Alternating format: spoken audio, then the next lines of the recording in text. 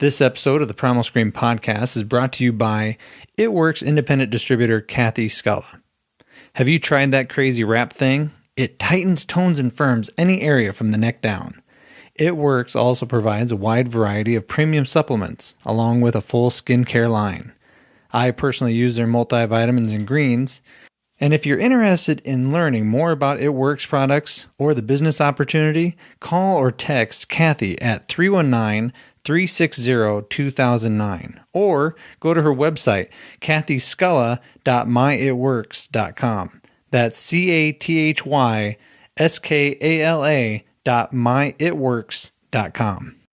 Wake up. It's time for Primal Scream.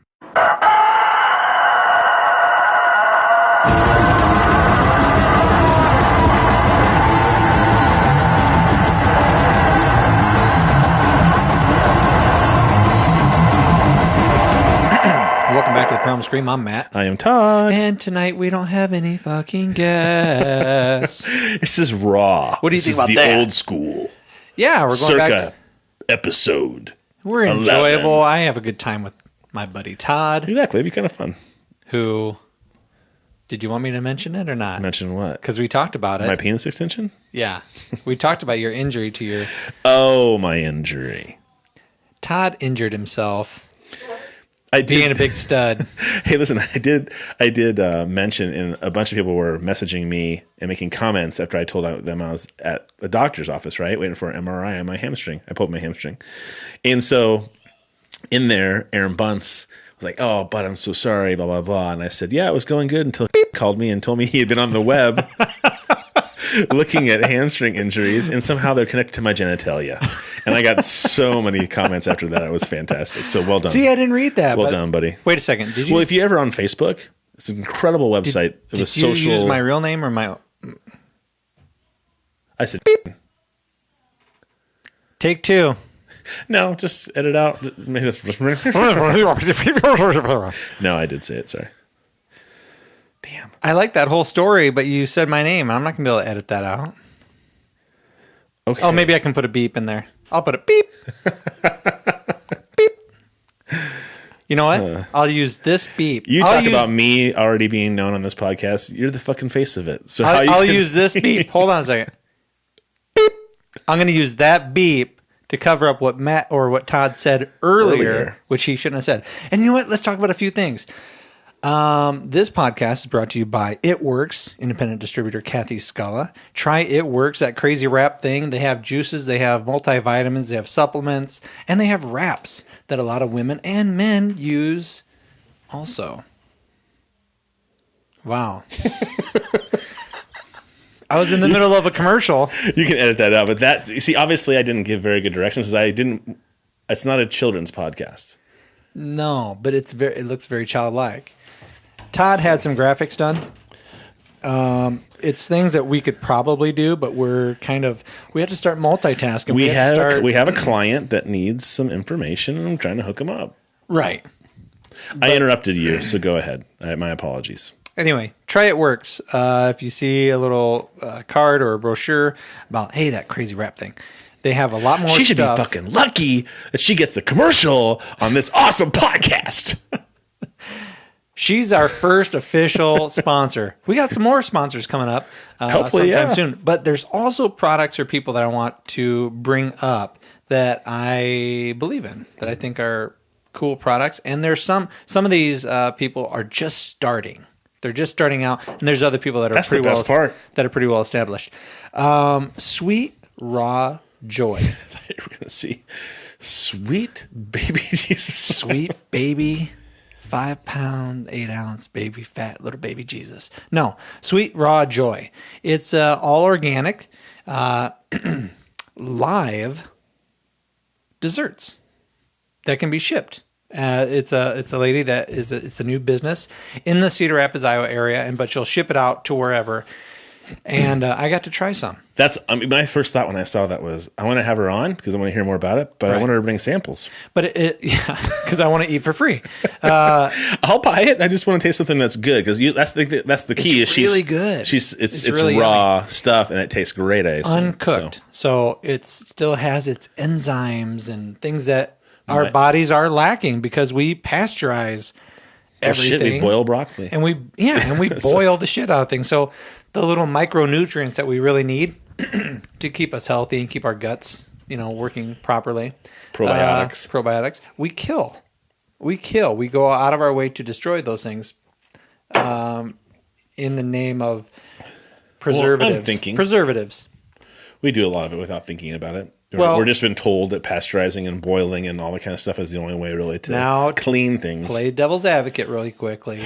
Pasteurizing milk does have some benefits, but it kills all the good shit. Right. It kills all.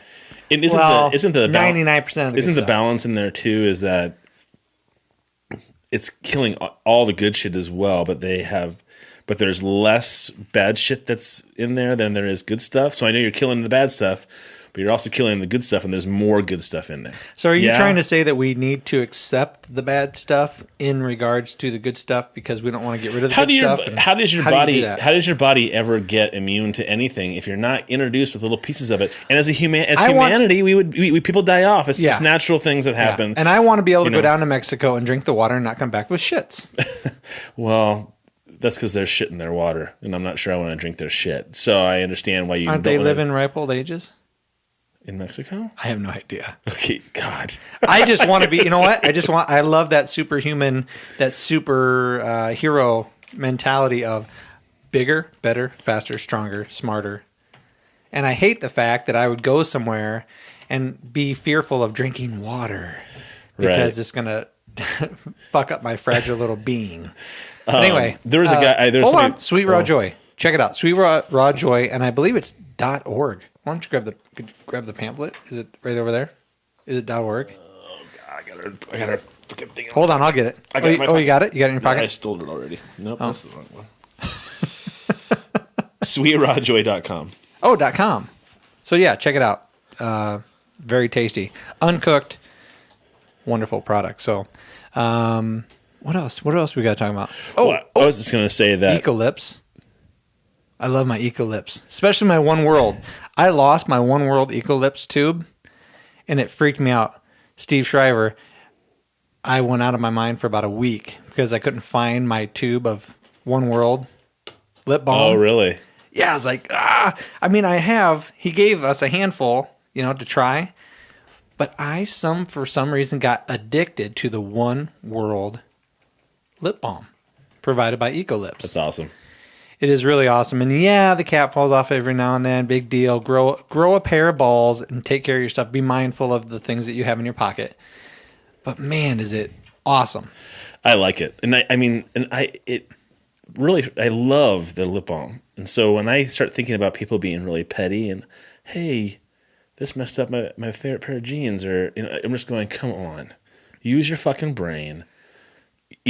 Sometimes need to handle things. I've probably talked about this too much in the podcast, but it just pisses me off when you have little things where people, a great, fantastic idea that could save shitloads of plastic and waste and all this stuff, and somebody's going to have an issue with it because it messed up their handbag.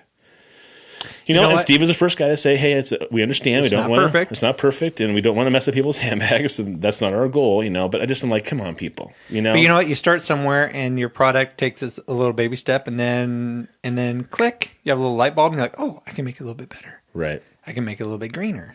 And that's what Steve Shriver is doing with Ecolips, and I commend him for it, and I think it's awesome. So, Ecolips, go to ecolips.com. I believe it's ecolips.com. I was going to tell you that watch you have on is fucking fantastic. Chuck Cavanaugh. Check this out. It finally happened. All right. It's going to be kind of difficult to get. No, that's perfect right there. there. Upside down. Oh, yeah. That's beautiful. I'll put a picture of it, a still photo. It's August 21st, by the way. I think no more shtick with that one. You have Chuck Cavanaugh watch. We're done. I absolutely... not only do I think of it as a beautiful timepiece, Chuck let me pick out my own watch.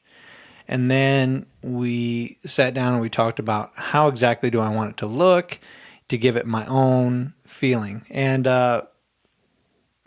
so not only is it like a very functional, beautiful timepiece, but I also look at this as my very first and only so far something that I could someday hand down to my kids if I take care of it. That's the key word right there. Taking care of it. Taking care of it. Yeah. Okay, but I mean, the chances are, unless you hit it on something, nothing's going to fucking take care Well, I mean, of it. I could replace the watch. Right, but I'm saying the band cuff itself is going to just be indestructible. Yeah, even if hardcore. those like tabs for the watch itself were to somehow come loose and break, the cuff itself could always be riveted. You know what I mean? So I think it's incredible. I'm very jealous. Yeah. So that's Chuck Cavanaugh. Check him out at Rise Above Leathers by Preston on Facebook and riseaboveleathers.com. He's in the Cherry Building, and he's going to be there. Was it September 1st? There's a whole. Is it Labor? I always get Labor Day, and Veterans Day, and all that stuff messed up. Yeah. What is it? There's going to be. I have it right here. It's the Nubo Art Festival. No, the Nubo Art Festival is coming up August 31st, so not this coming weekend, but the following weekend if you go back in time. Okay. And that is going to have a ton of artists there, so Chuck will have a table there. Now, the whole Labor Day run, Nubo Festival, I don't know. I haven't heard much about it yet. I do believe he's going to be in his studio, though. That you can Cherry go in and Building check will be very active on the 31st for sure. He has he's got a lot of samples and a lot of cuffs, a lot of different things that you can check out. And Jennifer was the best about that because I was try to customize things. Oh, these cuffs, they're so nice and none of them fit me. And she goes, well, I do know somebody who can make you one. I was like, okay. Jennifer Murphy, life coach. I haven't done that. Sorry. Previous podcast. Thanks, Jen. Appreciate that. She was pretty great. I enjoyed her a lot. Well, I was doing the liner notes of her podcast, and there were some big gaps in time that you probably fell asleep or something. And so I went back through and was listening to it while I was working on. I'm being sarcastic, and I just really enjoyed talking to her. She was kind of fun to talk to, and it had a good point of view. And when you sit back and you think about the fact that she had a great job making a lot of money, which we all think is the end all be all. And then she's like, "Oh, I'll take 4 or 5 figures instead." Just the idea that takes my breath away. Wow. Yeah. So I mean, I think that's incredible when somebody just says, "Oh, you know what? I'm good." I had to push the mic away because I was eating bacon. Listen, I just got off work of my primary job, and I'm doing this. I'm a little hungry. My wife made me bacon. I'm a carnivore. Bacon. What are we going to talk about tonight? Well, the first thing I want to talk about, because it's positive, is positivity. I like it. Is this young lady who is the very first girl. Okay. She's a young lady and she's a girl. Very first girl player in the Little League, the World Series. Are you fucking this up? No. Okay. She's the very first girl in the Little League World Series. Okay, that's dominated by boys. She had the first no-hitter of all time. Wait, she's a pitcher? Yeah, and she throws a 70-mile-an-hour fastball. Overhand. It's fucking baseball. It's Little League. So yes, it's overhand. Her name is... Is there a rule? The best part is... Hold on a second. The best part is you're like this. Overhand? I said that? I did that? Maybe I did. No, it's not like this. All right, listen. Is there a fucking rule that says you have to pitch the ball overhand? No, but the best way to pitch a ball is overhand. I would argue that point. Well, a softball pitcher can't pitch a baseball. How do you know? Like they do. Do you know they've that for tried a fact? it. Yes. You know that for a fact? I know that for a fact. I also know that the way they throw a softball is so much more difficult because they've had, I forget her name, that hot blonde that was a pitcher for the USA team. Yeah. She pitched against major leaguers with a big, huge softball and struck all of them out. Because it's just a different way for the ball. The ball's coming from low to high. There's so much more mass because it's catching more wind. But you think you'd be able to see that easier. Yeah, but it moves a lot more. Yeah, but they're professionals. They can hit a little fucking white ball. Okay. But anyways, so this little gal, Monet Davis, is fucking tearing it up. And she pitched a no-hitter, dude. Nobody got a hit off her in an entire game. That's amazing. It's like 68 years in the history of Little League that anybody's ever done it. And she's a girl, which shouldn't be a big deal. So she's the first one ever to pitch a no-hitter, and she's a girl. And she's a girl. But does this go back to the fact that we shouldn't be talking about her being a girl? Because if we're going to talk about Michael Sam being the first gay football player, she is a girl in a female sport. It shouldn't matter because she's throwing heat like everybody else. No. I think it's two completely separate things. I think what you do in your bedroom is your own private business, and we shouldn't define you by what you do behind closed doors, right? Okay. I shouldn't have to say, "Hey, my buddy Todd, who loves the color red." I mean, who gives a fuck? I shouldn't care that you love the color red. I shouldn't care what your sexual preference is. But she is a girl. But physically, frame-wise, just like what Joe Rogan says with UFC fighting and how men physically are different than girls, the fact that a girl stepped up and did that, I think is amazing. And yeah, we should be able to say that. You should be able to be proud of that. I do think that's a big difference. Okay. I think it's also okay to say in a sport and in a machoistic. It's a good word, isn't it? I don't know. I've never heard of it. Machoistic. A place like the NFL to have a gay player come into it. Again, the media said he was gay and promoted everywhere. He didn't go out there saying it. Again, I think it's a great thing. He had his first sack in his first game. Listen, you know what? The best part of that whole story was his teammates going, "Yeah, we know, and what's the big fucking deal?" Yeah, exactly. Boom, done. Story's done. I mean, that is the best thing, is just the acceptance of your peers. And look, guys, you don't need to be afraid. You don't need to be in the closet, and your teammates and people will respect you for what you do in your job and in your profession, so much more than what they're going to worry about in the privacy of your own home. Yeah. So it's not important. This young lady, they have also John Oliver did the same thing on her as the show about the militarization of the police. And his was hilarious on her because the lady came up to her and goes, "So what do you think about all this media asking and questions, stuff like that?" She's like, "I think it's okay because if they ask me a question I don't want to answer, I'm just going to tell them no." And John Oliver was like, "Why doesn't everybody just do that? Hey, so-and-so, isn't it? No, I'm not answering your question." You know what I mean? She was just very... Just shut him down. Yeah, she shut him down fast. Matter of fact. She was just a neat kid. I mean, just a neat kid, period. How old? 11? 13, sorry, 13. I was going to say, I can't imagine my daughter a year from now doing that and being able to say, "No, I'm not going to answer that question." Have the wherewithal. Yeah, to know yourself well enough. Yeah. And she has a great head of hair too, big braids. She's a neat kid. I thought it was awesome. You should watch that John Oliver thing on her because it's really awesome. The whole thing. The whole thing. All right. Yeah, he loves her. He loves her. I'll have to check that out. Yeah, please. You have HBO Go, so get all over that shit. Well, for some reason, my HBO Go, I was putting in passwords and no passwords were working, and I have DirecTV passwords, and those passwords weren't working. And so I need to get a hold of DirecTV because there's an issue somewhere along the lines with my cable services. But anyway, that's neither here nor there. So I have a few things that I made note of that we can talk about, or we don't Go have for to. it. Or we don't have to. Yeah, I'm good. We are going to play Cards Against Humanity on the show tonight. Sweet. It's just Todd and I. So we're going to just pretend that there's two other people here, and we're going to deal out four hands. And I don't really give a shit if we play 30 minutes of Cards Against Humanity. In post-production, I'll just speed that through, and we'll just have a good time and laugh, and we're drinking beer. Who cares? That's right. Okay, which one do you want us to talk about first? You start us out. I don't care. I have more research on the young blood trials that are going to be happening. Have you heard about the young blood trials? Is this out of Chicago? No. Okay, then I have no idea. This is from newscientist.com. Newscientist.com. Hook me up. Well, we talked about this possibly months ago, where they took an old mouse and they sewed the old mouse to a young mouse, and they shared a circulatory system. Remember we talked about this whole vampiric type thing? Fucked. Well, a guy actually noticed this back in the 50s, but he didn't know how. We didn't have the technology to understand why is it happening. Okay. Right.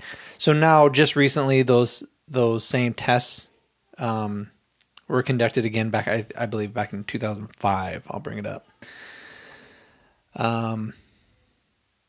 But in these tests, I mean, they're saying that it rebuilt cartilage. It repaired in the older mice taking in the young blood. it repaired muscular issues, tears, injuries, as if it was a young mouse. Now, the side effect was the young mouse, because they're sharing a circulatory system, that old blood that was going into the young mouse was counteracting the young mouse's ability Sure. to stay repair healthy itself. and So it truly was like some of these sci-fi shows that, you're sucking the essence out of somebody. And now they are old and I am young, and I've used up all of their stuff to repair all my issues. What was that movie with who are the guys that rode the motors? Ewan McGregor, Gattaca? No, that's a prison movie. It's where there's a human being that they've regenerated for you, so that when you die, or if you have a problem with it's got Ewan McGregor in it. The Island. No, it's not. Is it The Island? It's The Island. Okay, so you just go down and say, "Oh, I need a heart. Get my surrogate up here and give me their heart." Right, but the surrogate. That was the whole thing about The Island, was the clones are led to believe that a Holocaust had happened outside of the facility, so they are never able to go out of the facility, except for there's one place called The Island, and if your lottery ticket comes up, you've won a trip to The Island to go live there. And it's really when they've called you up to harvest your organs. And that's exactly. Okay. That's when they're going to harvest your organs. And then Ewan McGregor escapes. That would make sense to use the vampire thing. If you wanted to stay young as much as possible, you would clone yourself. All of a sudden, there's a 1-year-old baby of you. Oh, see that right there? That's it. What? So you're gonna suck the life out of a 1-year-old baby. I mean, that's in essence, whether it's a 1-year-old baby and it's a human being. You know what? It shouldn't be much of a difference. If our country is ran by these right-winger religious people, and they say only God can create a human life form, and only God can give you that life form a soul. So if I clone myself, that baby doesn't have a soul. So those people inherently would be out of the running for any arguments like, you're killing that baby, that's a baby. No, you're saying it doesn't have a soul. Because you cloned it. Because man created that.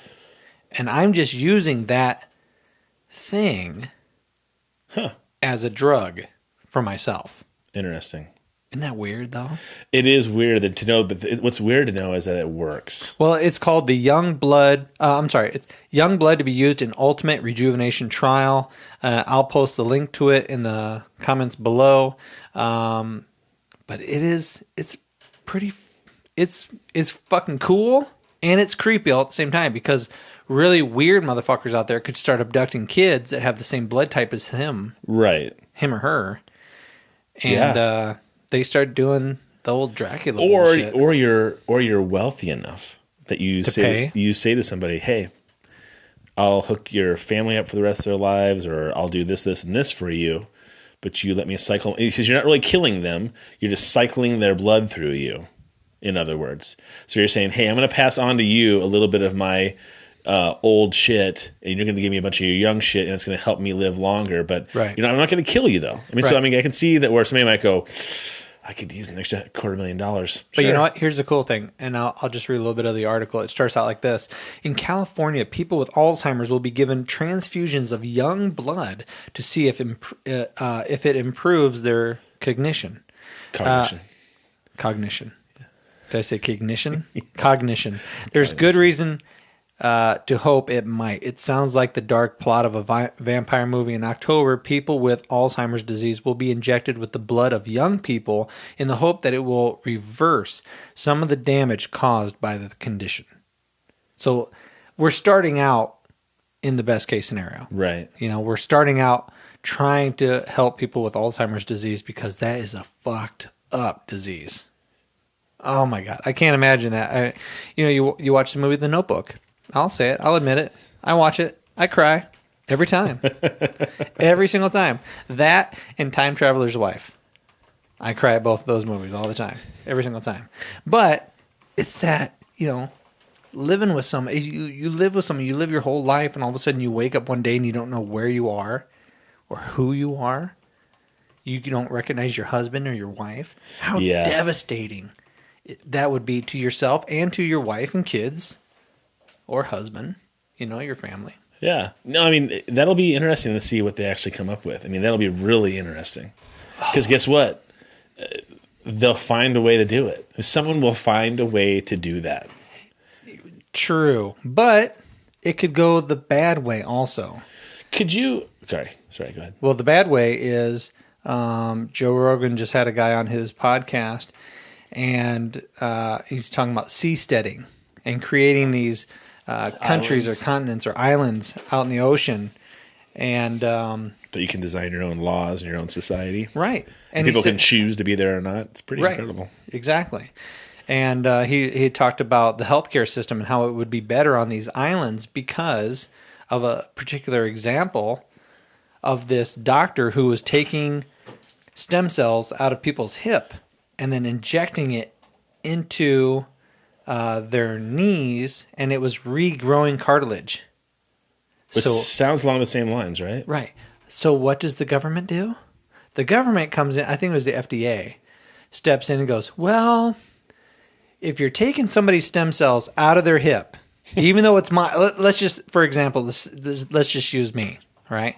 Let's say somebody took my stem cells, Matt's stem cells out of my hip. They're mine. It's me.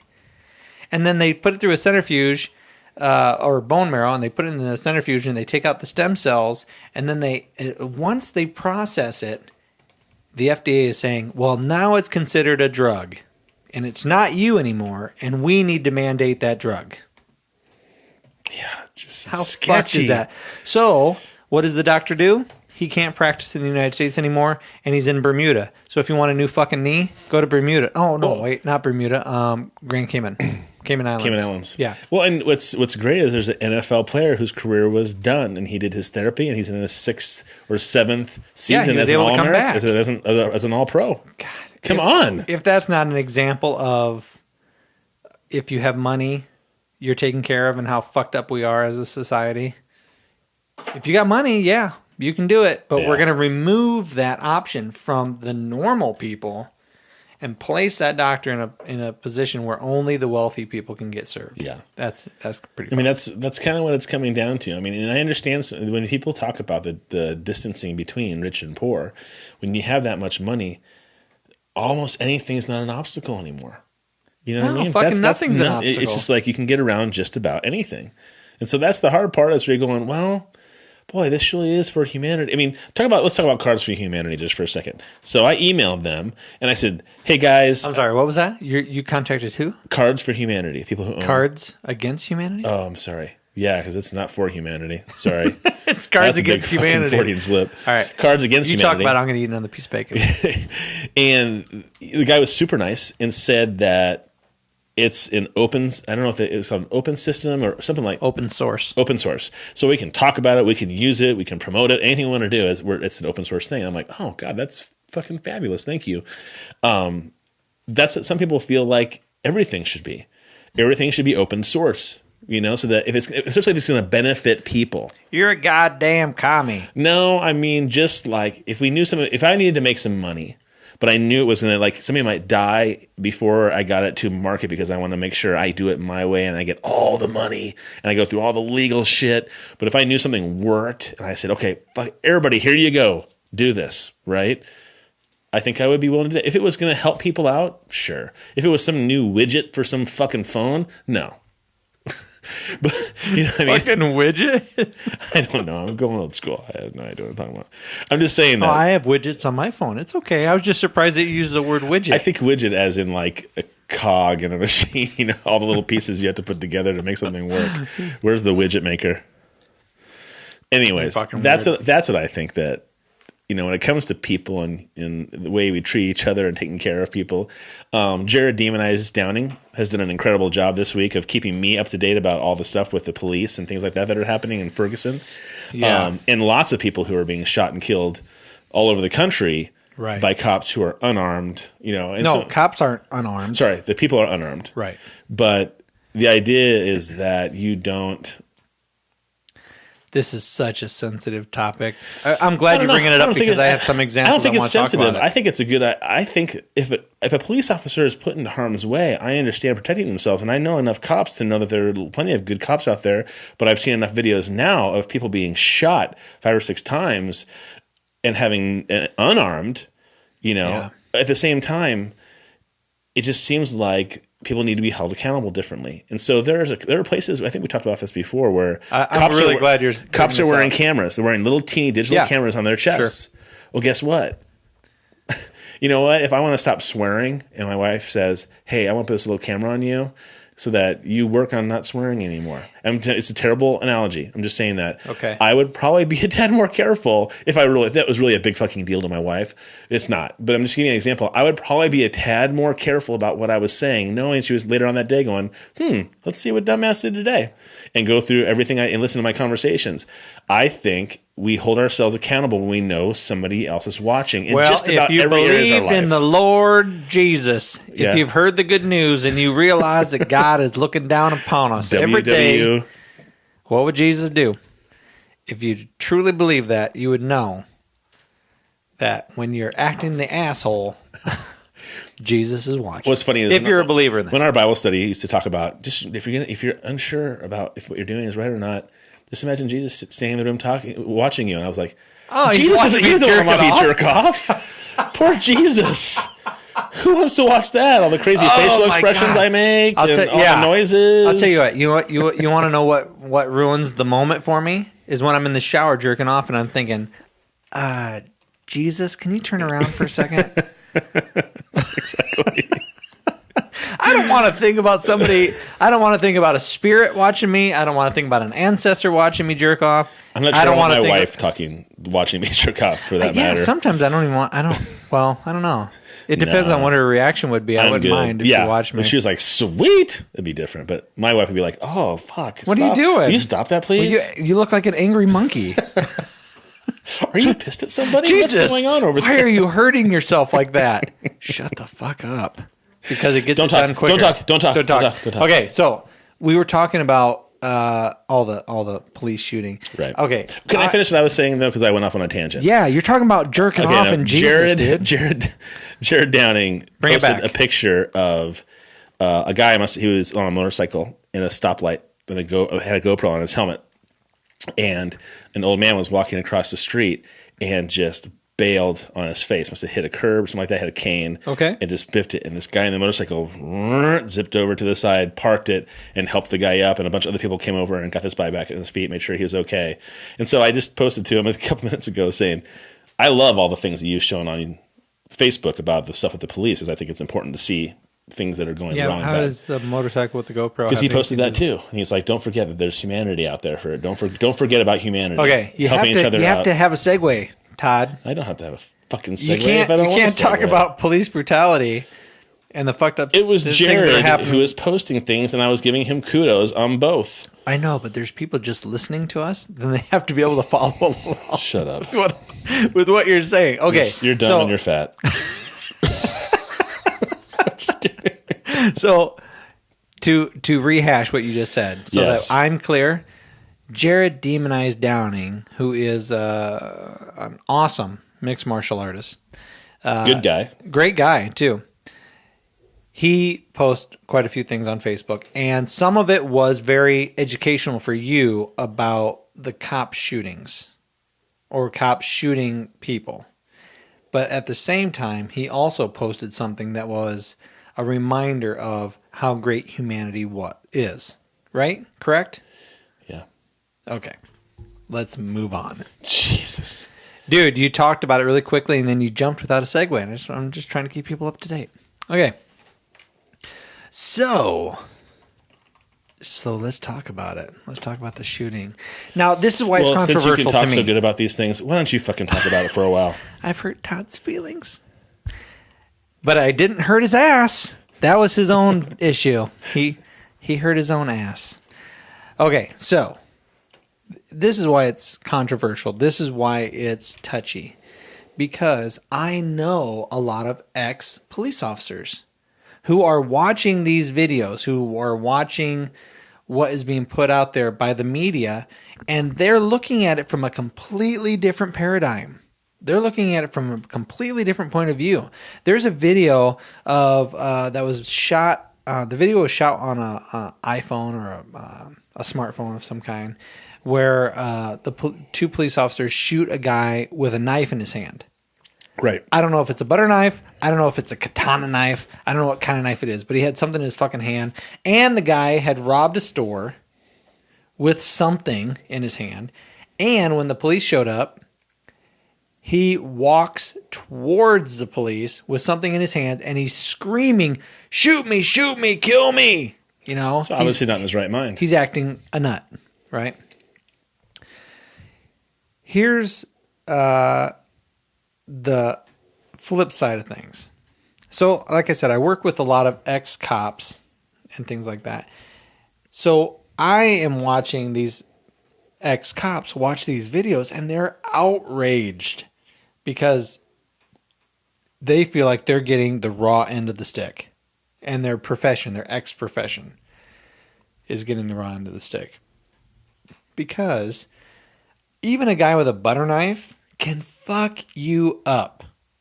And just because I have a gun and you have a knife, you can actually, laying down prone on the ground, facing me, with a knife in your hand, you can get up from 15 feet away. You can jump up and run at me faster than I can pull my gun out of my holster, take aim, and shoot you.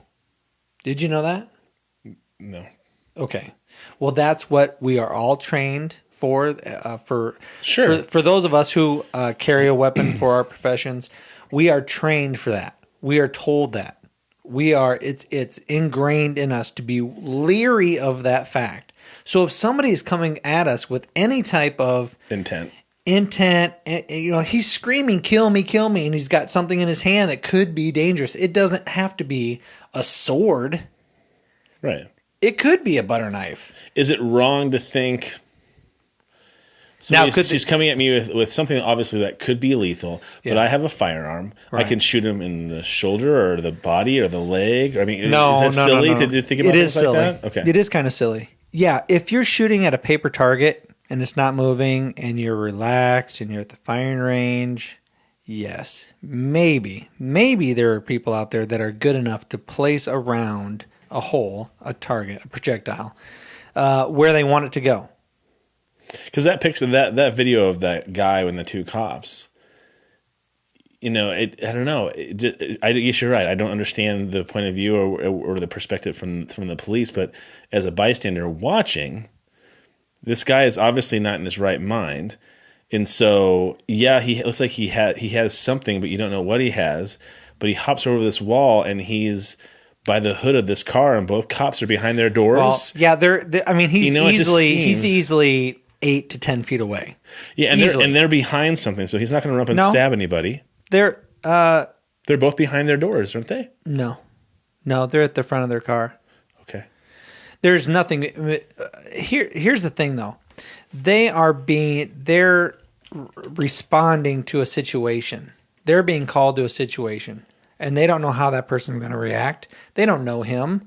He could be one of those guys that's just, he's off his rocker. Well, how many people do the cops get called to that are off their rocker? Right. Quite a few, because they're causing a disturbance, right? Or they're pissed off. That's why the cops are there. And yes, I'm not saying that cops never harass people that are doing nothing wrong. I'm sure that happens. I know that happens. But in some of these videos that I'm watching, the cops are being villainized. And there's no thought at all to what do the cops see every day? What are they being put through every day?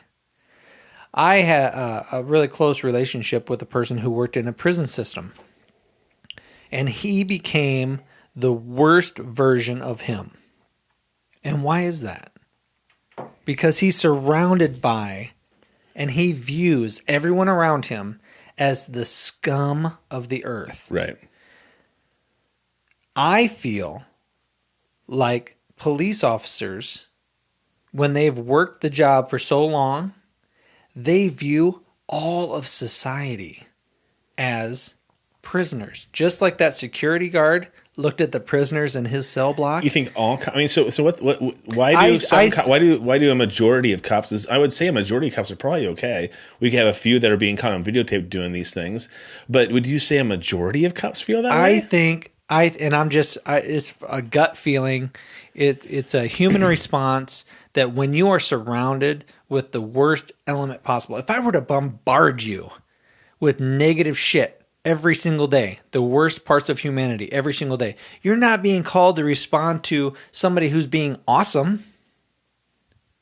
You're being called to respond to protect people from some asshole who either robbed you or is beating his wife. Right.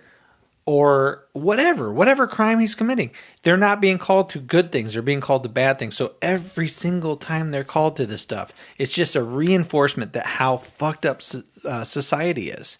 So how is it? But I mean, again, isn't it? You're being called to the most fucked up parts of society, right? Not about society as a whole. But when I feel not everybody's going to be like this, but I feel like the majority of cops who are only bombarded called to with the worst that. of things. Yeah. Start viewing society as being a shitty place because they're called to the worst of it. Absolutely. Okay. I think that they prepare themselves. Once you've been on the force for so long, I think they just prepare themselves. I'm going to show up somewhere. It's going to be the worst case scenario. Right. There's a guy that I work with who he had a camera on him and there was a dash cam, right, in the police car. So he arrests an individual. The individual he's being extremely professional. Right. The individual starts screaming, he's beating me. He's hitting me. Right. Nothing is happening yet. The individual smashes his own fucking face into the cop car. Right. Not once, but twice. When cops have to deal with people like that, sooner or later, you're going to be pretty fucking jaded to a lot of society. If I get pulled over for speeding, the cop's not going to say, I don't think the cop's going to look at me and go, oh, great, I get to go up there and talk to a superhuman being. No, I'm going to go up there and hopefully this guy is not an asshole to me. Right. Well, I mean, maybe should there be term limits for cops so you can only do it for 5 years so you don't feel like you ever get to the point where you view humanity as this awful, awful thing because you're dealing with the worst of the worst? Anytime somebody is shot and is killed, that's somebody's daughter, that's somebody's son, right. That's somebody's father or uncle. It's a terrible thing, and it feels it's a loss. It's a terrible, terrible event. And I would assume too. I mean, I hear things about when cops shoot somebody, they have to go through. A lot of them have to go through therapy. You did take a life of somebody else, even if yours was threatened. So I mean, part of me is kind of like, oh man, that I hear enough about cops having to deal with the shit that they did to other people, even if they were legally in their own right to do that. So right. I don't know. There's big parts of it that I just don't understand well enough. Well, the video that I talked about with the guy getting shot who has a knife in his hand was posted by Steve Shriver on Facebook saying, couldn't the cops have tased him? Yeah, maybe they could have. Maybe they could have sprayed him with mace. Maybe that could have taken him down. But I think for the majority of us, we view police officers as an individual that is given one or two options. You either have your mace or your taser. Right. But then it's, boom, lethal. That's your option. Right. There's no... You either listen to me or I'm going to try to mace you. But if you're not listening to me and your reaction time or you're in a certain distance that if I can pull out the mace and stop you, mace doesn't stop them all the time. Right. There's some people that mace doesn't affect at all. Bother. Yeah. So your adrenaline is going. You're not possibly using the right decision-making abilities. You automatically reach for your gun. done. Right. It's just a terrible scenario. Let's transition and start talking about what it seems like is like the militarization of the police. Well, you know what? seeing the tanks and seeing men running with assault rifles pointing at people. Yeah. You know, that fucking freaks me out. And it should. It should. And I firmly believe that we've made, we've been saying that, or not we, but people, society has said this for a long time, that video games is making violence sexy. It's making violence entertaining. I feel violence has always been entertaining. I think violence has always been a sexy I know, thing. but that was kind of a big headline stuff when video games started. I mean, I remember when Mortal Kombat came out for the very first time. Oh, yeah. And there was blood when people were getting hit and people were freaking out. But I do think that even that little bit, even if it's just desensitizing you a little bit, it's contributing to this overall feeling of violence is sexy, war is sexy, and war is the norm. So much so. I mean, this war that we've been involved in Afghanistan and Iraq, a buddy of mine who was in the military when I first got in, him and I went in together, in basic training together, in airborne school together, at Fort Bragg together. I got out, he stayed in. He recently posted on Facebook an article that was written about, Jesus, I wonder if I can bring this up, but it's a disturbing fucking article talking about how they're angry at Obama for pulling out, and PTSD is really the fact that these soldiers have been running on adrenaline so much that that's their norm now. Shooting guns, that's they're addicted to it, like they're addicted to heroin. So to just say, boom, we're done, bring everybody home. The PTSD is really these soldiers going, okay, my adrenaline was, fucking tacked out. I'm in the red zone for 12 months being over there. Right. And now I'm home and everything is so fucking weird. And quiet and it's too quiet. I need that adrenaline. I need where are the guns? Where are the tanks? Where's this rush? Right. And they don't have that. And it was a really disturbing article because I love this guy. I loved this guy when I was in. He was like a big brother to me. And it reading that article, I thought, you're no longer the guy that I remember when I was in. You're no longer because the way he was talking about it, or the way his approach to it. You're no longer this 26-year-old innocent human being. Right.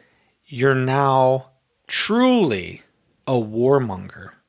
You're truly a person that thrives in combat. You're truly somebody who desperately seeks out this conflict. Right. Because that's what we have put so many of our populace in the United States through, because we're sending reservists and active duty overseas. Right. So there's so many. You can't fucking throw a stone without hitting somebody who's been overseas and dealt with some of this stuff. So it's just so weird to I'll try to find the article, but yeah, it's fucking sad. Well, I think one of the things that kind of catches me off guard is, again, nobody understands it.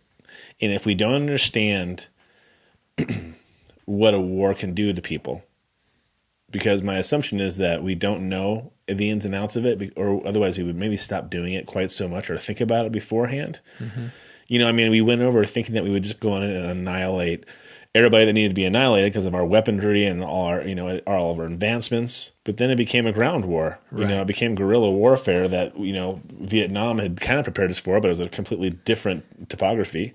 But I think that if we keep doing things under the assumption that we have it all figured out and we're the baddest, You know, that's when we're going to get lost and we're going to get stuck. Right. The article is called When the Music Stops. Huh. And it was put out there March 10th of 2014.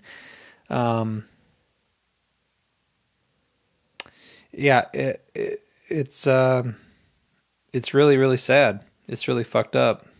I am bearing witness to the end of an era.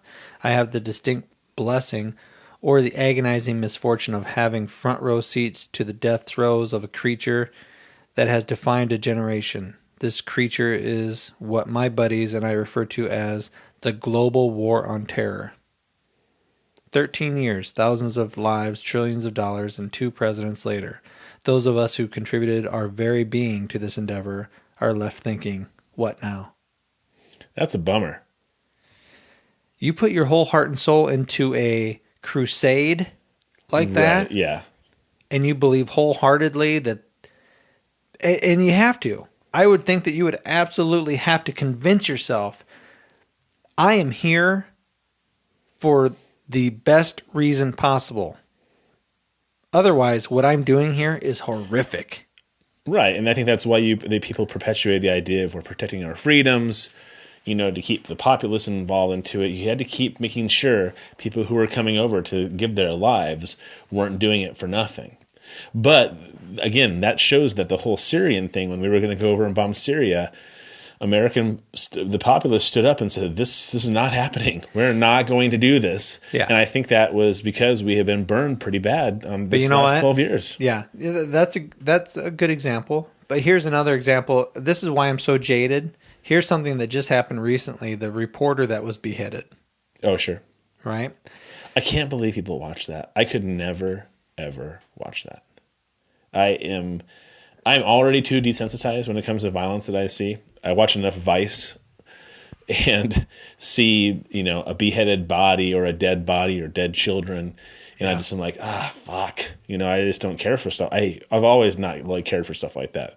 So to watch that guy get his head cut off, there's no fucking way I'm going to put myself through that. I even told Junior, I said, listen, I know your buddies are probably talking about it and it's a fucking badass and all this kind of shit. It's really disgusting. And you shouldn't, I mean, it takes a little bit of your soul, I think, when you literally watch somebody get their life taken. For real. That's just my opinion. Yeah. Well, you know, I heard about that and I thought instantly, because this is how jaded I am. And I thought about the whole Syria thing. Okay. So we couldn't push this idea, this warmongering, this war machine idea. We couldn't push it through the American public to go to war with Syria, right? The American public, you know, fought back and they said, no, we're not going to put up with this bullshit. So we didn't go. Right. So how can we convince the American public to get back into some kind of fucking war? What could happen that would be so gross, that is so dehuman, that we could motivate the masses to get behind us so that we could go back and we could start killing people again and get into this war machine of profiteering? Sure. ISIS. They're the villains. They're so horrible. Well, ISIS. now we're just bombing them. We're not. But here's the thing that people should be asking questions about. I heard that the guy who is doing the beheading has a British accent. Yeah, no, I don't know if he has but people who are promoting ISIS are all British Muslims. We need to be asking ourselves, truly. People have said this in the past, and are we not listening? Are we just so fucking stupid and set in our waves that we don't understand this? That what? Well, I'm confused. They're beheading people because we are fucking with them. We are in their backyard, fucking with them, telling them all how to live. And they're saying, listen, I don't know what else to fucking do. Get the hell away from us. All right, you don't want to listen? You're going to keep bombing us? You're going to keep drone striking us? Fine. Here's one reporter. This isn't a family. We haven't abducted a whole fucking family from the United States and beheaded all of them. You've bombed and killed generations of my people. What the fuck don't we understand about that? What don't we understand about get out of that area? It's not our place to be. We have no right to tell people how to live. We have no right to be the world police. We have zero right to do that. And the more we are there, and the more that we're bombing people, and the more that we're destroying generations, the more people are going to be like ISIS. The more beheadings there's going to be. The monsters. I mean, somebody referred to these people who beheaded that reporter as a monster. Oh, I just don't understand those monsters. These are people who have lost fucking everything. I'm not promoting them. I'm not saying they're the good guys. I'm not saying that by any means. But understand it for what it is. They've lost everything. We have backed these people into such a corner. Their only response is to do something as fucked up as what they're doing. And we are not listening.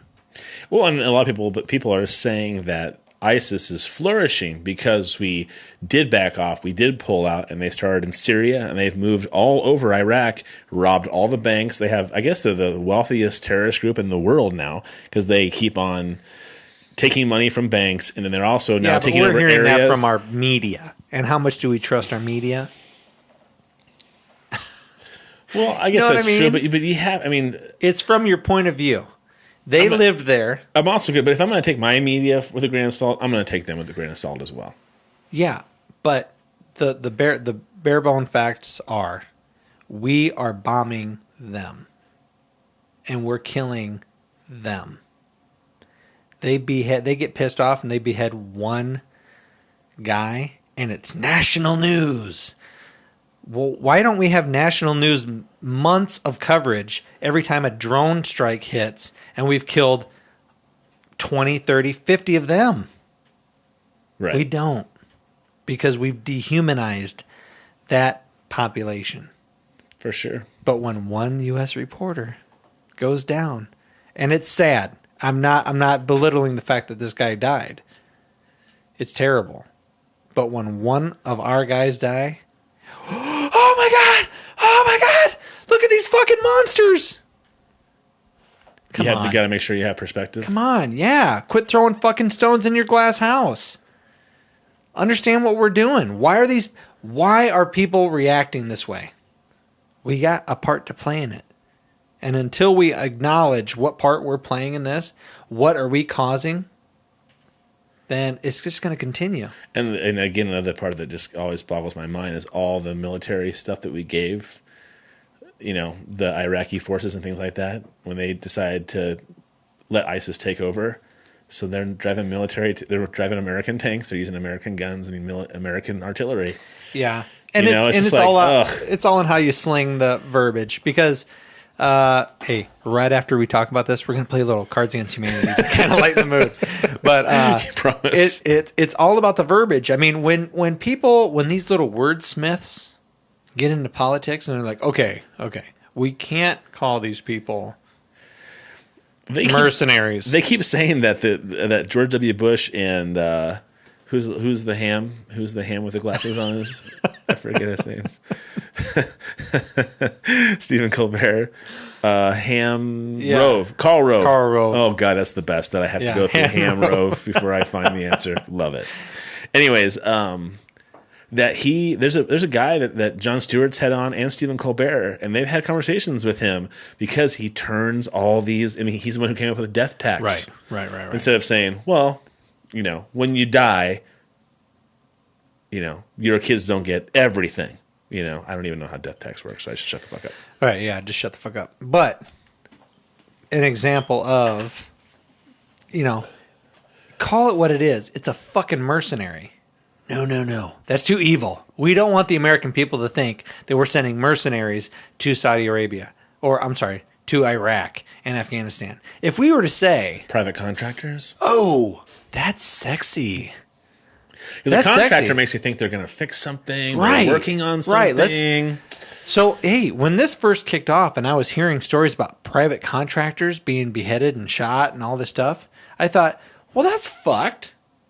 These are some really fucked up evil people. You're killing contractors? That was in Somalia when they hung the bodies off the bridge. But right? Because I feel the exact same things. When you say it like it is, yes. When you say we sent mercenaries to wherever, and those people who live there killed the fucking mercenaries, it's a completely different visual. It's a completely different emotional connection with that situation. And so, are you tying this back to the media thing that I was talking about? That it's the media's point of view. So when they start using words like private contractors, it just you don't know what's true and what's not true.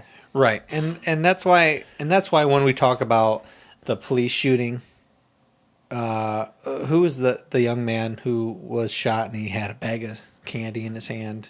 Trayvon Martin. Trayvon Martin. This is what should anger everybody. The fact that young man died is upsetting.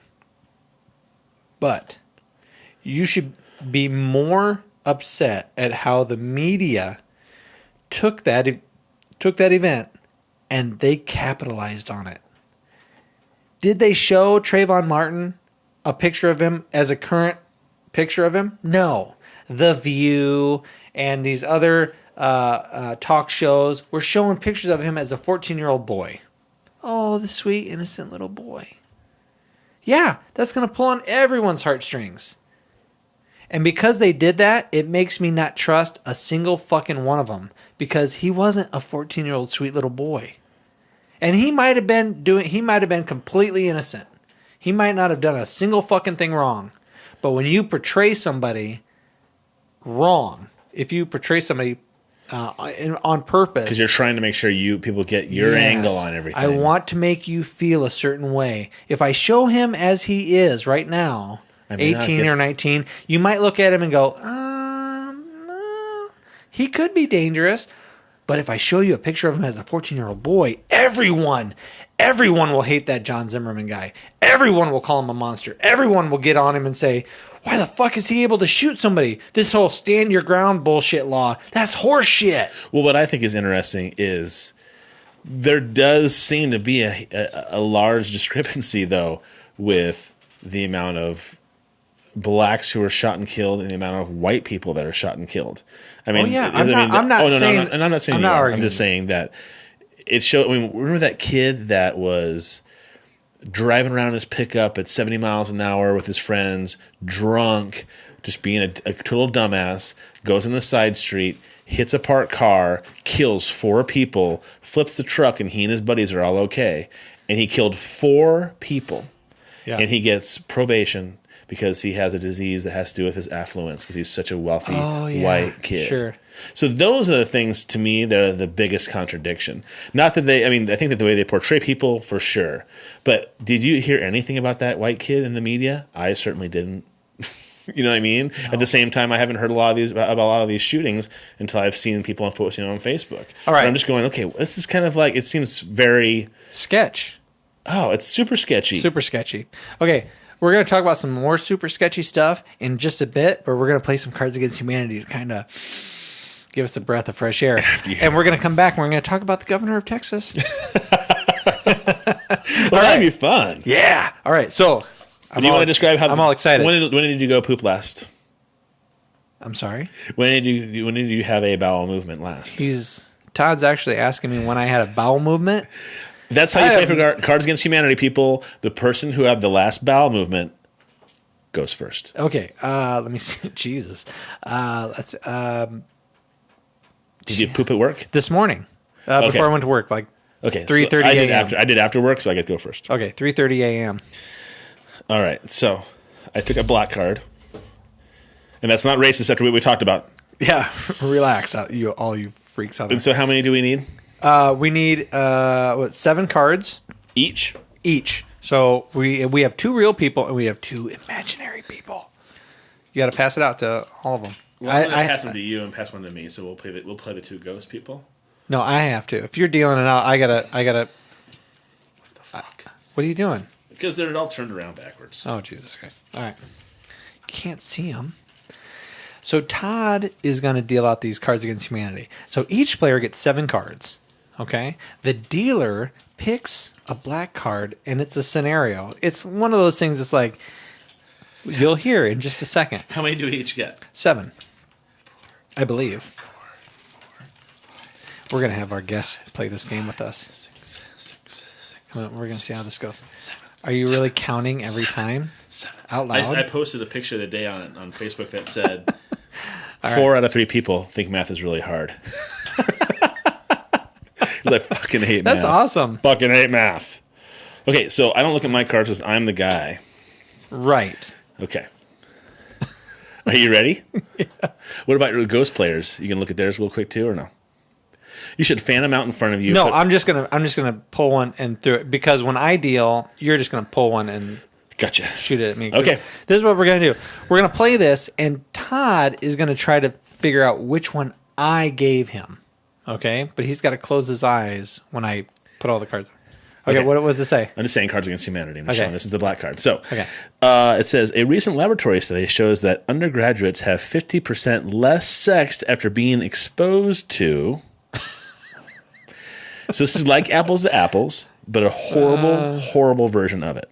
Okay, yeah. A recent laboratory study shows that undergraduates have 50% less sex after being exposed to blank. Okay, and I'm just randomly... okay, so I'll close my eyes. Okay, I'm just... Well, you don't have to. I'm just randomly, and I've shuffled them around a little bit. You don't have to close your eyes. Oh, so you're going to just give me... One of the 3 is going to be yours. Yeah, one of the 3 is going to be mine. I'm going to see if you can pick mine out. Okay. We know each other pretty well, so this might not be too so shabby. read your statement again. And then... I will do it for each one, so relax. All right. A recent laboratory study shows that undergraduates have 50% less sex after being exposed to former President George W. Bush. A recent laboratory study shows that undergraduates have 50% less sex after being exposed to all-you-can-eat shrimp for $4.99. Oh. A recent study shows that undergraduates have 50% less sex after being exposed to 72 virgins. Boy, it's a tough tie between 2. I'm going to say George W. Bush. Bing! Yes. Fucking good job. All right, so we need, every time you use a white card, a new white card is handed out to everybody so that we stick with the 7 white cards. Yeah, racist fucking game. All right, so this time I will draw a black card and read the statement. And I'm just going to throw one to you. Okay, just throw it to me. Just very random. All right, here we go. This is the black card. It says, "Why do I hurt all over?" I love Why do I hurt all over? Cards Against Humanity. Why do I hurt all over? Todd, you'll be able to get this in a piece of cake. All right, well, you got to randomly pick. Rush. Randomly pick. Rush. There's no rush. Okay.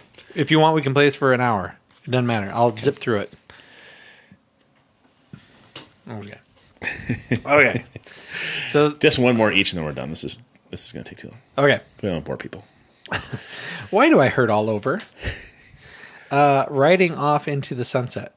Okay, that's a generic. One of those. Yeah. Why do I hurt all over?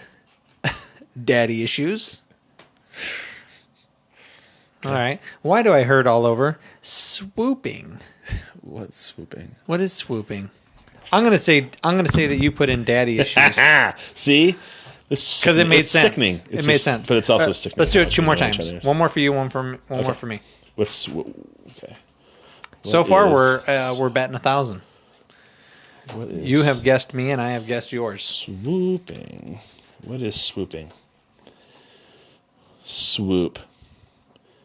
Well, I know what the word swoop means. In a tragic swooping incident, Michael Phelps won the gold medal but lost his dignity.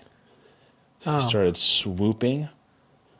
Is that smoking marijuana? When I drew the swooping card, I knew I would be swooping it. That's gay. Okay.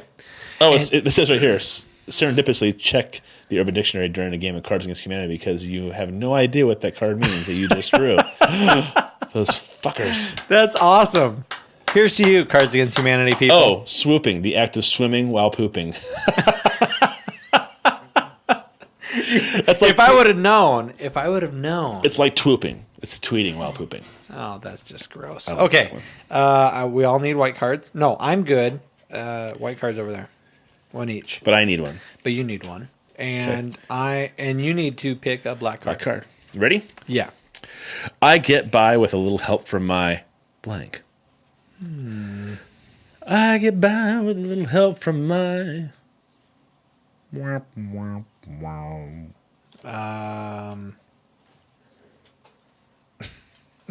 all right.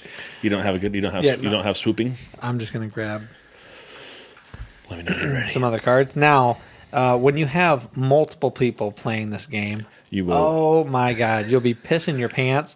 And here's the cool thing. You not only are you picking something that is funny for you as a response, and sometimes the cards that you have, you're like, I would never say this ever. But this gives you the opportunity to say these things. That's why I think it has the best name and the best vibe, because you really are allowing yourself to be the worst person possible. Right. I love it. Now, you and it. I played this with our wives when we went camping. Oh, God. And we had stomach aches. We were laughing so hard. My fucking head hurt. The pressure when you're laughing that hard. Splitting headache. And our wives loved it too, which is the best part. Yeah, and my wife's pretty fucking evil is what I found out. But you can start manipulating. You can put cards that not only do you find humorous, but what do you think would manipulate the person that's choosing the card? Yeah, for sure. There's so you can actually get ahead that way. It's like Apple. I mean, I think it's exactly like Apples, except it's black. And it's what? The first person that has 5 cards wins done. They start over. Yeah. The only downside to that, and this is the only shit I'll give Cards Against Humanity, is we went through this box like that. This box of cards we went through in 2 hours. So you Cards Against Humanity, you got to have a lot more cards. I did see a card the other day. It said, being stuck on an airplane with people who talk about CrossFit. And it was a Cards Against Humanity one. My wife thought that was very funny. It is very funny. I get by with a little help from my used panties. Oh. What? I get by. What do you? Whoa! I get by with a little help from my. Oh, and used panties. Okay, that was the black card. I'm sorry. The black card is I get a little help from my blank. Okay, the white card. I get a little help from. I get a little help from used panties. I get a little help from shapeshifters. I get a little help from wifely duties. Wifely, ooh. Yeah, those are all dumb. I'm going to say shapeshifters. Yeah.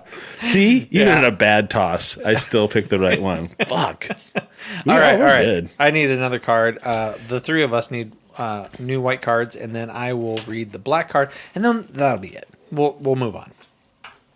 It's been great, though. It has been kind of fun. For you, sir. All right. I won't look.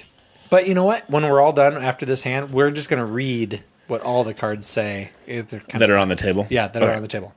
Blank is a slippery slope that leads to blank.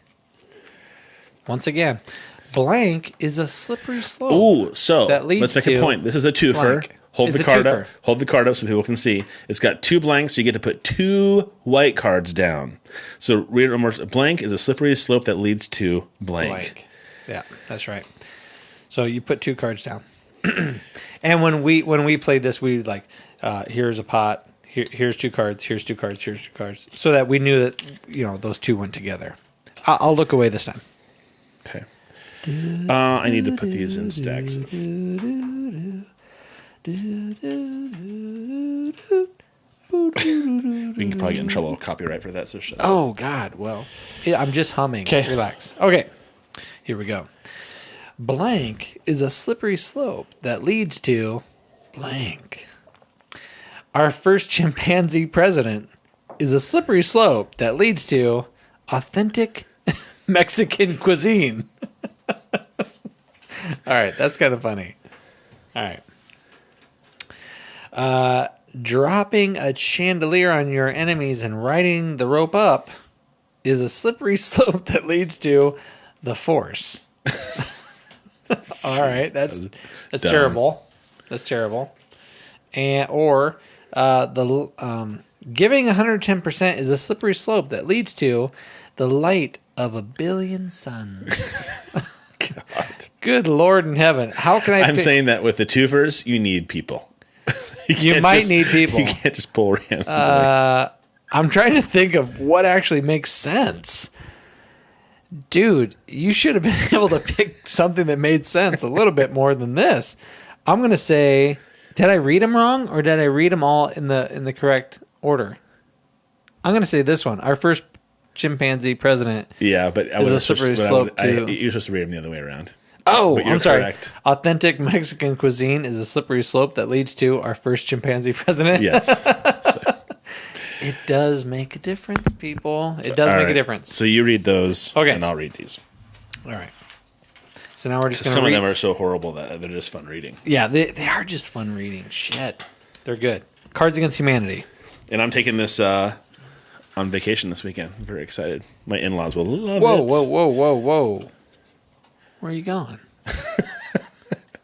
My brother-in-law is leaving for Germany on Sunday, so we're spending Friday and Saturday with him on the Mississippi. Fuck that anti-American hippie. I had to listen to him talk about Obama the other day with an uncle. Just like, the funny part is I said, fuck that anti-American hippie. Here's the thing. Over 20 years in the American Air Force. And now that he's retired, has he shaved yet? He's trimmed. He's trimmed the beard, but he hasn't shaved yet. But he's got a full head of hair. And so now my wife's like, see, you can grow some hair back. And I'm like, no, it's not going to happen. But I love you. I appreciate it. Now, I have the utmost respect for anybody who can commit to that long in the armed forces. So, period. Kudos to you, Chad. All right, are you gonna go first, or I'll go first. Should we go back and forth? We'll go back and forth. I'll go first. My first one is crucifixion. Yeah. Why should that elicit a laugh? I don't know. Hip hop jewels. Laying an egg. Public ridicule. Doing the right thing. Domino's Oreo dessert pizza. Crippling debt. Grave robbing. Sperm whales. A gassy antelope. That's one of my favorites. The gassy antelope is a great one. Oh, I have mine too. All right. Michelle Obama's arms.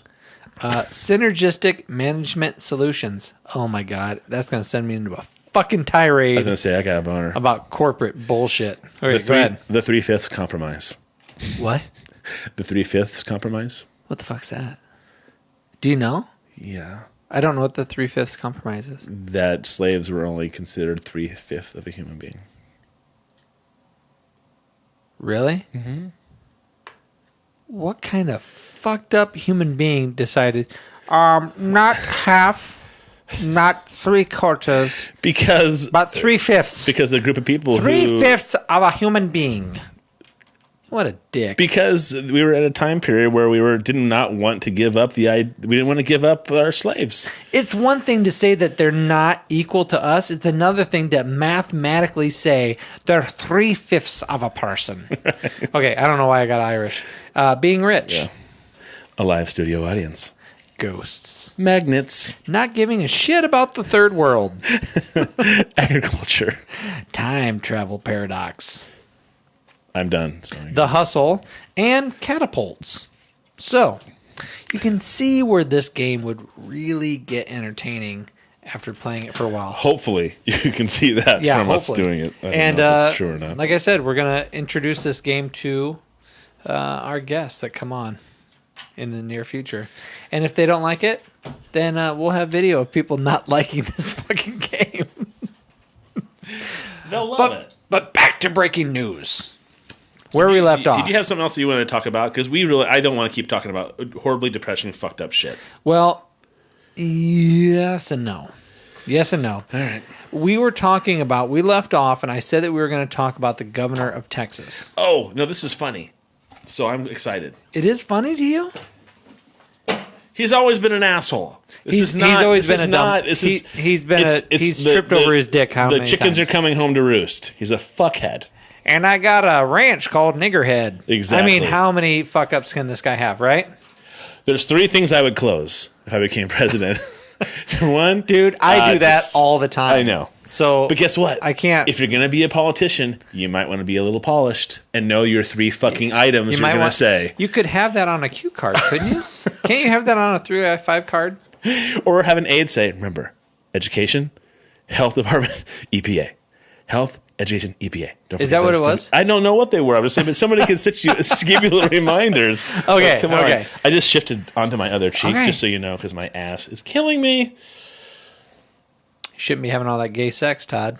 Anyway, the governor of Texas, was recently indicted for 2 counts. Did you see his mugshot? Okay. Let me say my thing. When I saw his mugshot, all I could think in my head was, howdy. How do you do? I'm Rick Perry. That's all I could think of. It's like Justin Bieber with his grinning dumbass face when he got arrested. I got arrested. That's okay. I'll buy my way out of it. It's okay. Yeah. Well, yeah, that's where I'm going with this. Oh, okay. Go ahead. Sorry. Because you had just said previously, before we played Cards Against Humanity, how we treat people differently. And if I were to say an individual broke 2 federal laws or was indicted for breaking possibly 2 federal laws, right? How do you think that person would go to prison? How do you think that person would go to jail? Maybe not prison right away, but jail. How do you think he would go into custody? Possibly handcuffs. But, let me tell you how they shouldn't go into custody. They shouldn't go into custody like it's a fucking ball, like it's a party, like it's a press release. But think about it. If you're gonna do it to try to diffuse as much focus on yourself as possible, I don't give a shit.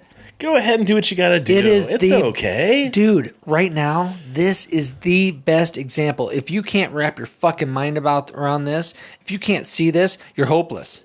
You're absolutely hopeless. For all of you at home listening to this in your cars or at home watching this on YouTube, you're absolutely hopeless if you don't see the disparity in these 2 examples. This guy is being indicted for 2 counts of breaking a federal law, and he has a press release. What laws is he being? What laws is he being accused of breaking? Do you know? Because it might be one of those. It might be one of those laws that conservatives are like, "Oh yeah, you should break that law anyways." You know what? It's a federal fucking law, and if it wasn't that serious, it shouldn't be a federal fucking law. Well, yeah. Yes. All right. Okay, we agree on that. One was he was using his influence as governor to get someone fired. Yeah, I believe that was it. Get someone fired. And he was using his power in the wrong way. Okay, so he vetoed a bill that would be sending $7 million, $7+ million to Jesus Christ, I'm really fucking this up. A certain lawyer firm. What's it called when the one lawyer like represents your state? Attorney General? Attorney General. Okay. Thank you very much. You bet. He was so disappointed in this Attorney General from Texas because she had recently been picked up for an OWI. Not only was she picked up for an OWI, but there was video footage of her freaking the fuck out. Like, kicking the door of the jail cell. Really? Clearly failing the sobriety test. Slapping the police officer's hands away when they were trying to take her into custody for failing the sobriety test. And if she was a black woman, she would be fucking hammered to the ground. But she still has her job. So there's a couple of things here. One, she still has her job and she shouldn't have her job because of how she acted, and she's a fucking crazy person.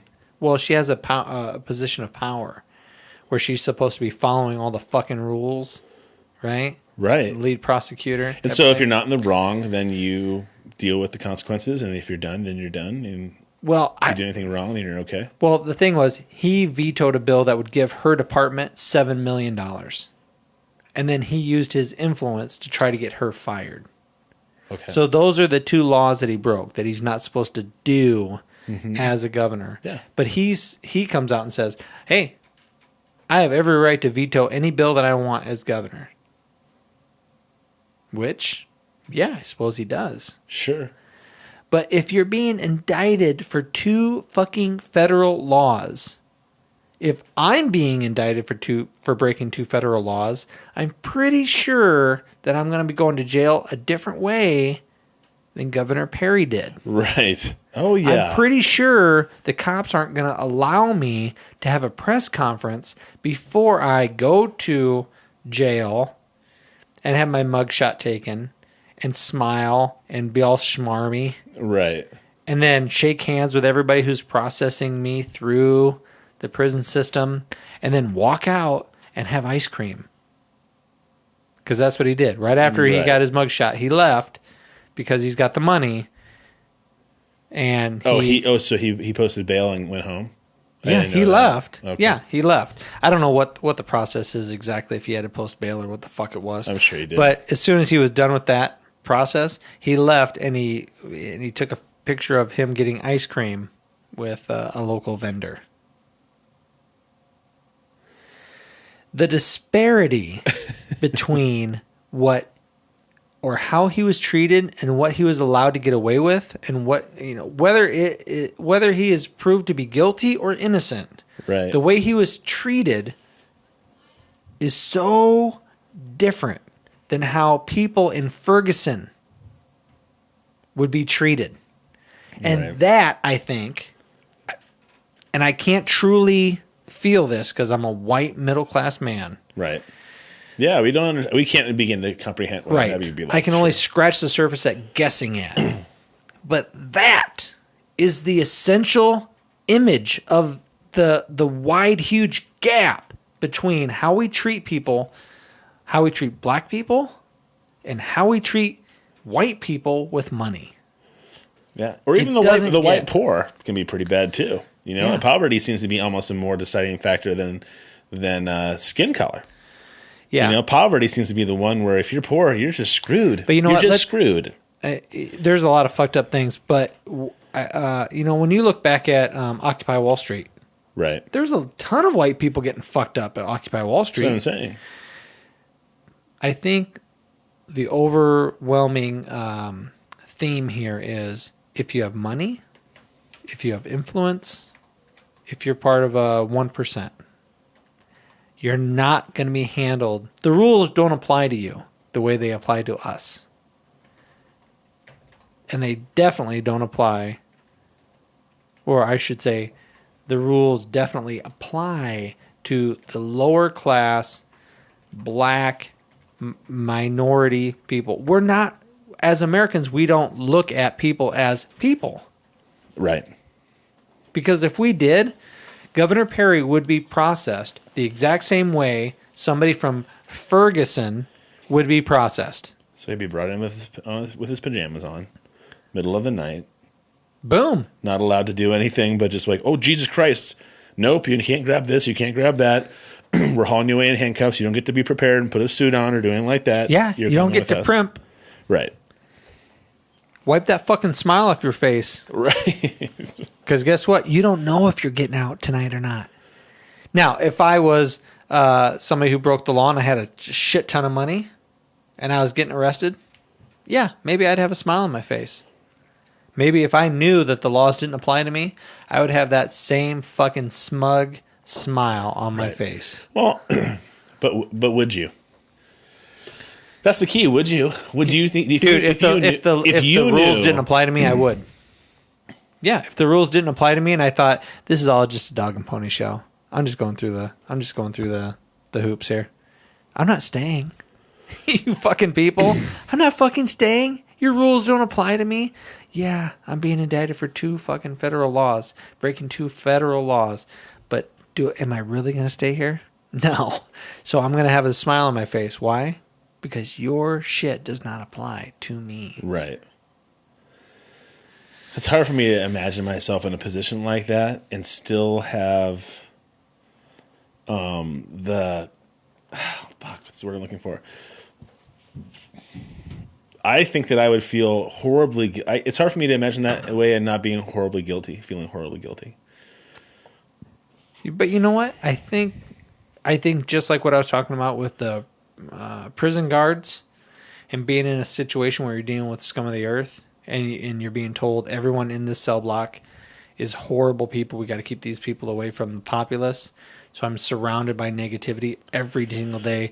Baby rapers, murderers, molesters. That's who I'm surrounded with. I think likewise, those people with influence and money who don't have to truly work their ass off and worry about paying the mortgage next week or next month. Right. I think they are so desensitized to things. They can't relate to me. Right. Just like the guy who... Well, I was thinking about this. It's a really good point because I was thinking about this the other day. There's a street I go down every day to work. Excuse me. And I want to say once a week, once every 2 weeks, is somebody's belongings, all of them, piled fucking out front of the house because they're being evicted. Right? And my kids are always like, "Hey, why is all that? Why is there a TV out inside? Why is that couch out there? Why is everybody's baby toys everywhere? What's going on?" They always ask me that, and I'm usually like, "Oh, well, you know what? Maybe they're moving," or I just try to make up some bullshit thing as I drive by. Right. But it's like they might never have to know what that is like. I've never been evicted, but I definitely grew up in tremendous poverty as a kid. You lived in a fucking teepee. Right. So I didn't even real teepee. I didn't even have that stuff to get evicted with. But I don't even have a home to be kicked out of. It was a home. It's a different home. But I just could not imagine on a regular basis, teepee. On a regular basis, having to be, you can't come up with what you need to do just to have a roof over your head. My kids will never have to know that. They never will. No matter what happens to my wife and I. How many of us take that for granted? Yeah. And so when I see that, my stomach just drops. I can think about being a kid in that situation. Fuck, how horrible would that be? You don't have any control about what's going on. Hopefully your parents, most of the parents are trying to do their best, but they're bouncing job to job, or they have 2 jobs and they're both minimum wage, and you can't afford a fucking house to begin with. So it's like you're always in transition. You're always feeling, oh, fuck, what's next? That makes me sick to my stomach thinking about that stability is gone. Right. And even if your parents provide a wonderful home for you and are loving and caring and structured, you're still being fucking kicked out of your house every other week or once a month or every other 2 months when the rent finally becomes too much. They can't handle it. You have to go somewhere else. You know what I mean? It's just, and you wonder why renters ask for, what do you call it? A down payment? References. Yeah. Can you hold an apartment? You know what I mean? Even the low income ones are really strict about, can you have this? Can you maintain this place? So I don't know. I just feel bad for families when I see stuff like that, especially when I see all those baby toys. I'm just like, fuck. They just got out of Dodge, man. They couldn't do anything with it, so all this kid's toys are out in the fucking rain. So I'm so glad this is on a lighter note. This circled down and spiraled into fucking chaos and shit again. God. Okay, so we brought up some negative shit, right? Yes, we brought up some negative stuff about the government. We talked about some negative stuff with Rick Perry and how he doesn't get treated like everybody else. We also talked about cops, and how the general feeling of law enforcement lately is a negative one. They're having to deal with it. We're having to deal with it. You think the media is portraying them in a negative way? Absolutely. You don't see a lot of positive cop shit. I mean, anytime a police officer interacts with you, can you walk away? I have a neighbor who's a cop, and I really like him.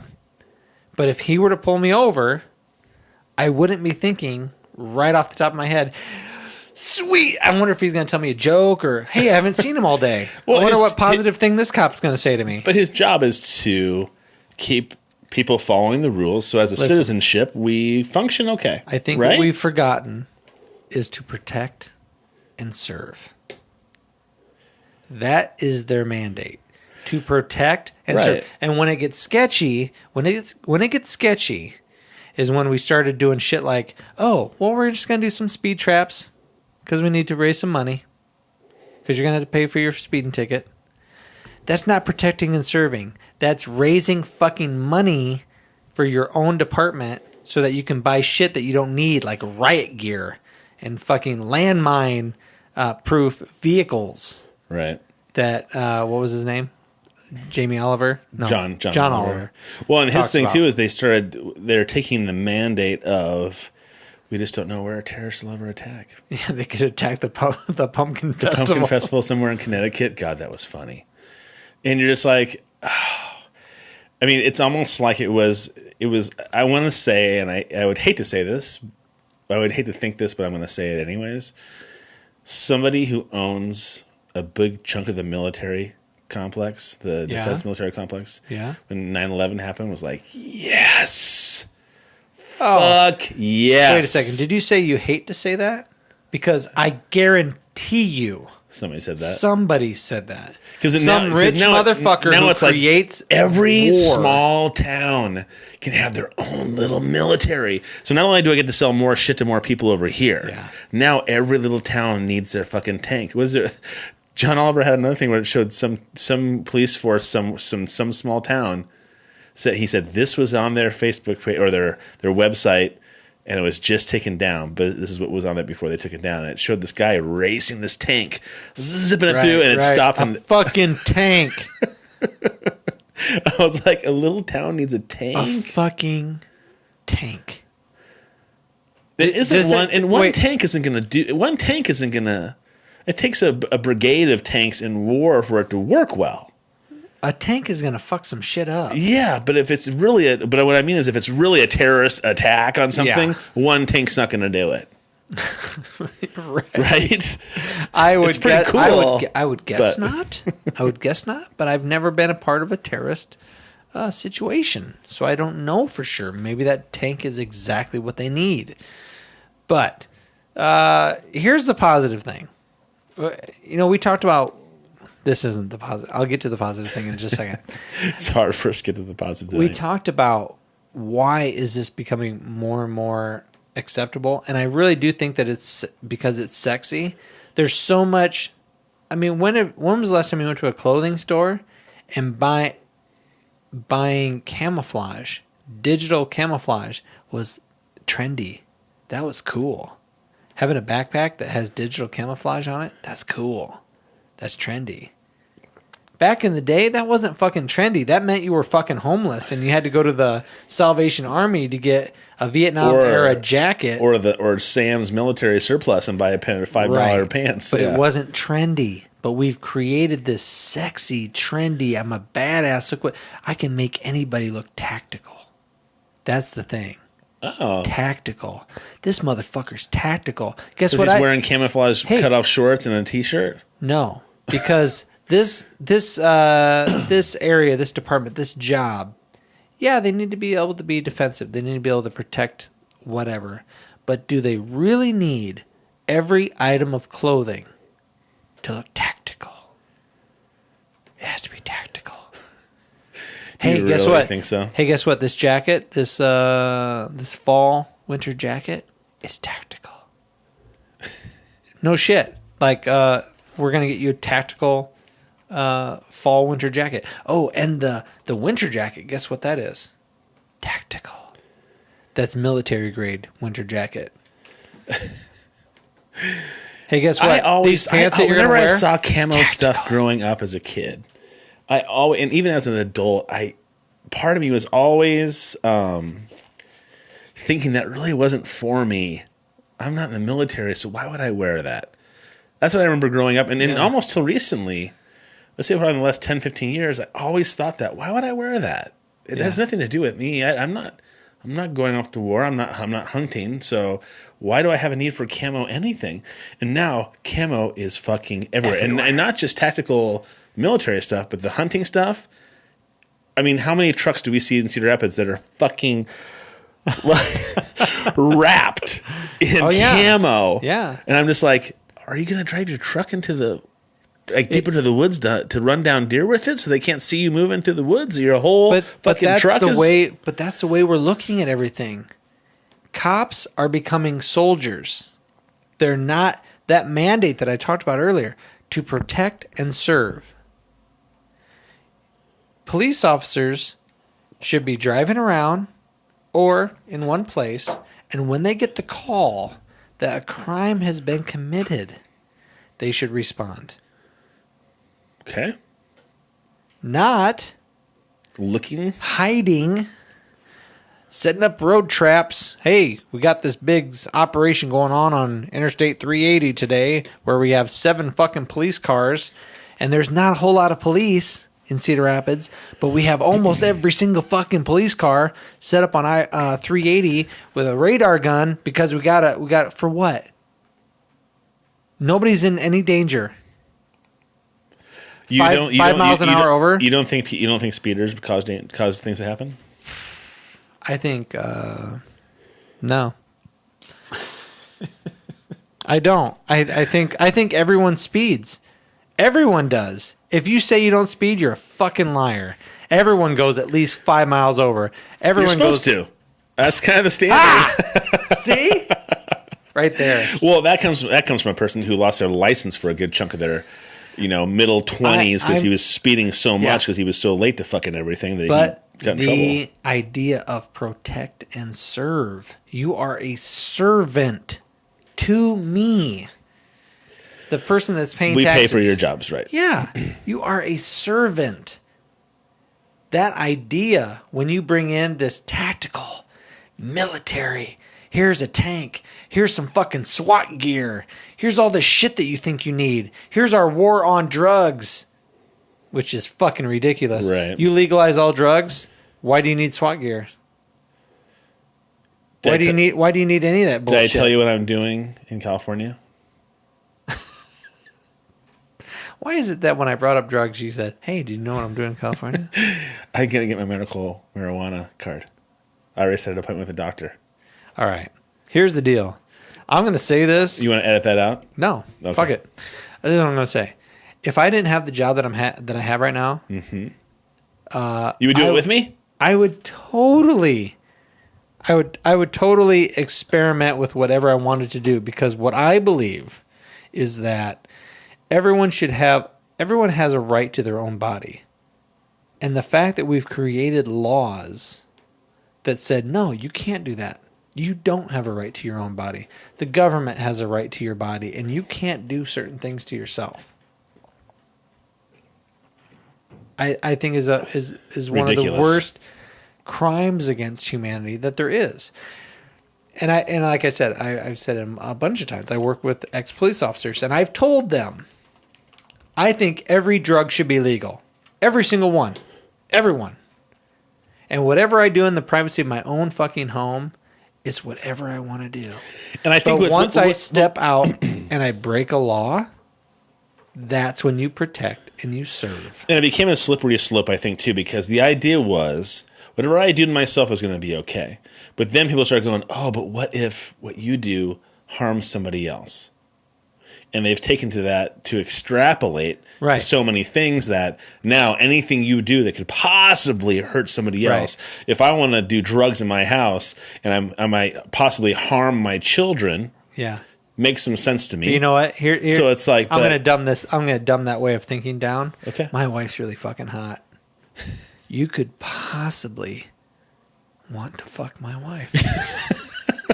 So I should right now beat the fuck out of you and never let you anywhere near my wife. Because of the possibility. Because of the possibility that you might want to fuck my wife because I married a beautiful woman. So you probably think the same thing of my wife because she's hot too. So we should then probably maybe beat the shit out of each other. Right. That's a fabulous idea. That's how ridiculous that way of thinking is. Oh, this God. could possibly happen, so let me preemptively act. Right. Before a crime has been committed. Now, you have seen the movies, of course, or the shows where somebody goes, this guy says he's going to kill me and I've been threatened and he's stalking me. Are you honestly going to wait until he kills me before you act? Right. Okay. Now you've taken it to the full extreme, the other side. Seems a little more legit. So, but for the most part, I would say 99% of the time, protect and serve. You don't fuck with people until they break the law. Right. And you don't try to put yourself into a position like, oh, I can't wait till these fuckers break the law. Which, to be honest, everyone out there, when you get pulled over in a speed trap, you have that feeling that those fuckers, you set this up, nobody is getting hurt, there's no car accidents out. More people are getting fucked up by texting and driving than they are by speeding. Let's be honest. You know? For sure. So, anyway, That was my 2 cents. I'm not going to be able to look at your wife the same way, to be honest. Listen, I haven't been able to look at your wife ever since I found out she loves anal. I just can't look at her the same way. Digging it. Diggity, dogging it. You're going to be in serious trouble. Listen, I'm in trouble with your wife anyway. She doesn't like me. I don't think she likes me. She loves you. She might actually love me. She loves you. The best thing ever was... She does like anal, though. I'm just kidding. Sorry, Todd, go ahead. Did you know that... do you remember that comment your wife made about Junior way back in the day? About yeah, you'll be laughing when I fuck him or something like that. It just fucking wait a second. Say it again. Your wife. My wife said you'll be laughing. You'll be laughing about when I fuck him. I don't remember my wife saying that. I do remember my wife getting drunk saying, "I got 2 labia, and you can kiss them both." I remember her saying that because my wife is. She said you can suck them both. Oh, you can suck. It them wasn't both. Kiss them. She was much more. My drunk wife's than that. gangster like that. She's look out. No, you and I were both giving her shit, and she goes, "Yeah, you'll be laughing when I fuck him." And I was like, "Oh my god, why'd you do that?"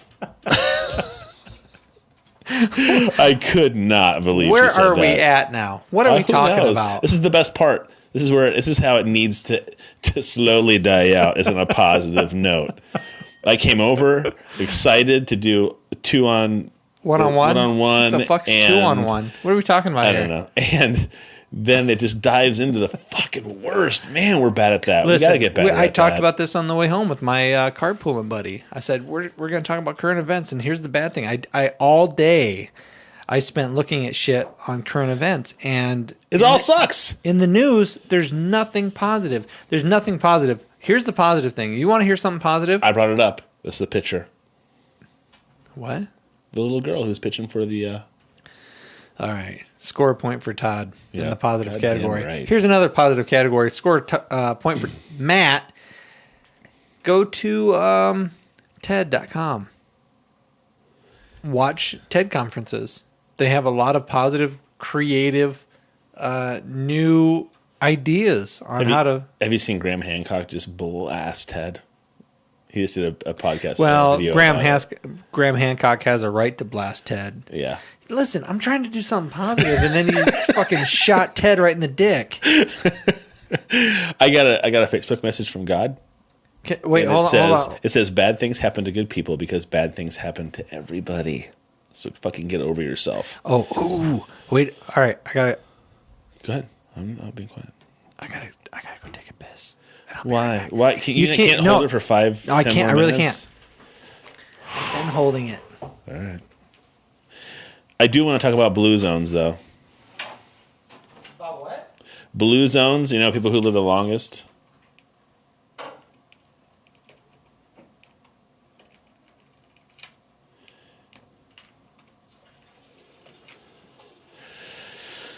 Tinkles in the moonlight.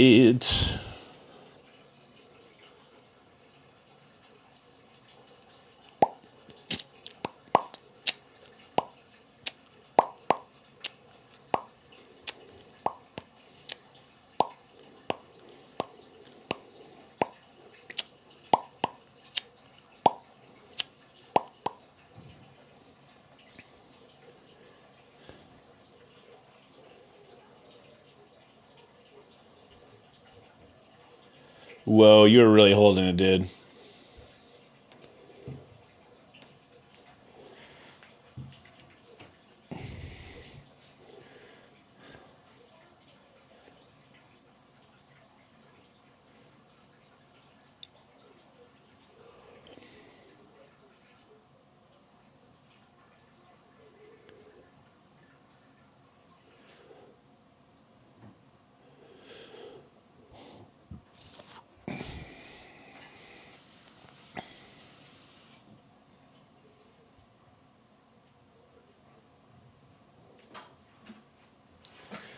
What's wrong? Huh? What, you pissed forever? Is that what you're laughing about? So I was going to talk about blue zones. That's supposedly where people live longer. These blue zones are where people lived like past 100 years. Okay. Blue zones. Destroying blue zone like initiatives in different states to try to find the things that people do in other areas that live long lives, like better, that it's better environments, things like that. And then a buddy of mine, Craig, at CrossFit the other morning or today, posted on Facebook. Gotta love irony. Seeing a guy wearing a Blue Zones T-shirt, right, promoting Blue Zones, that says "Live longer, better" while smoking a cigarette crossing the street. Oh my God, people are dumbasses sometimes. I love contradictions like that though, because that's so human. God bless them. You know what I mean? Yeah. You can still promote positive things and still not take care of yourself. I think Blue Zones are awesome, but I'll eat a chocolate pie tomorrow if I want to. You know what I'm saying? I'll do something shitty. Oh, but you know what you could do? You could go Sweet Raw Joy. Satisfy that sweet tooth and still be good. You are shameless. Shameless in your promotions, and the way you stick it in there is so fucking weird. Well, it works. An ambrosia pie from Hy-Vee is not going to be the same thing as raw joy jerk off, whatever the thing is. Sweet Raw Joy. Okay. And have you tried I like it raw, and I like it sweet. Listen, and it always have brings you me joy. Eaten even one piece? No. I'm then assuming shut the fuck up. I'm assuming it's fantastic. It's really good. But it's not going to be as good as ambrosia pie from Hy-Vee. And you know, yeah, see? I do have a soft spot in my belly for Sweet Raw. For ambrosia pie from Hy-Vee. Exactly. It was from Bishop's Buffet, but Bishop's Buffet shut down, and now they're shipping their shit through Hy-Vee. The best part about Bishop's is towards the end, as they were doing their death rattle.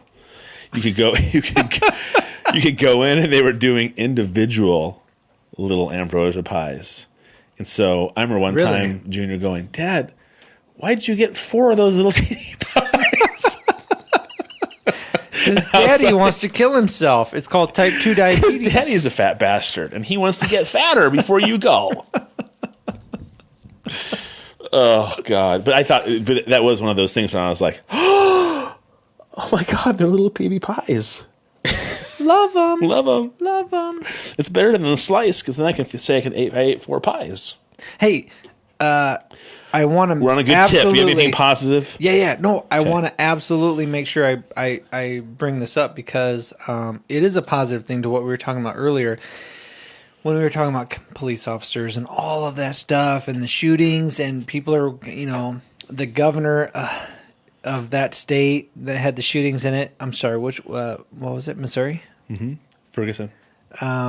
The governor saying, "Well, now we're going to have a, curfew." And people got to go to bed early or stay in their homes.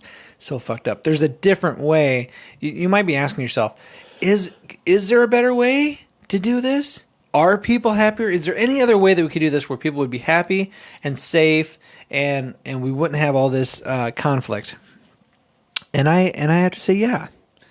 There's a thing called Copblock.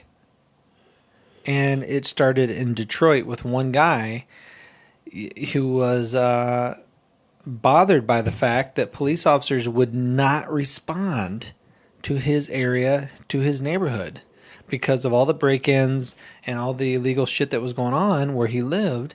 And so he went out of his way to create a connection with local law enforcement who had a passion for creating a good, healthy, safe environment for the residents. And they police themselves. It's a new way of protect and serve. But it's sad that, I understand, and I think it's a positive thing, but it's sad they had to go almost in a roundabout way to get the service they were supposed to get in the first place. I think that's a product of the environment.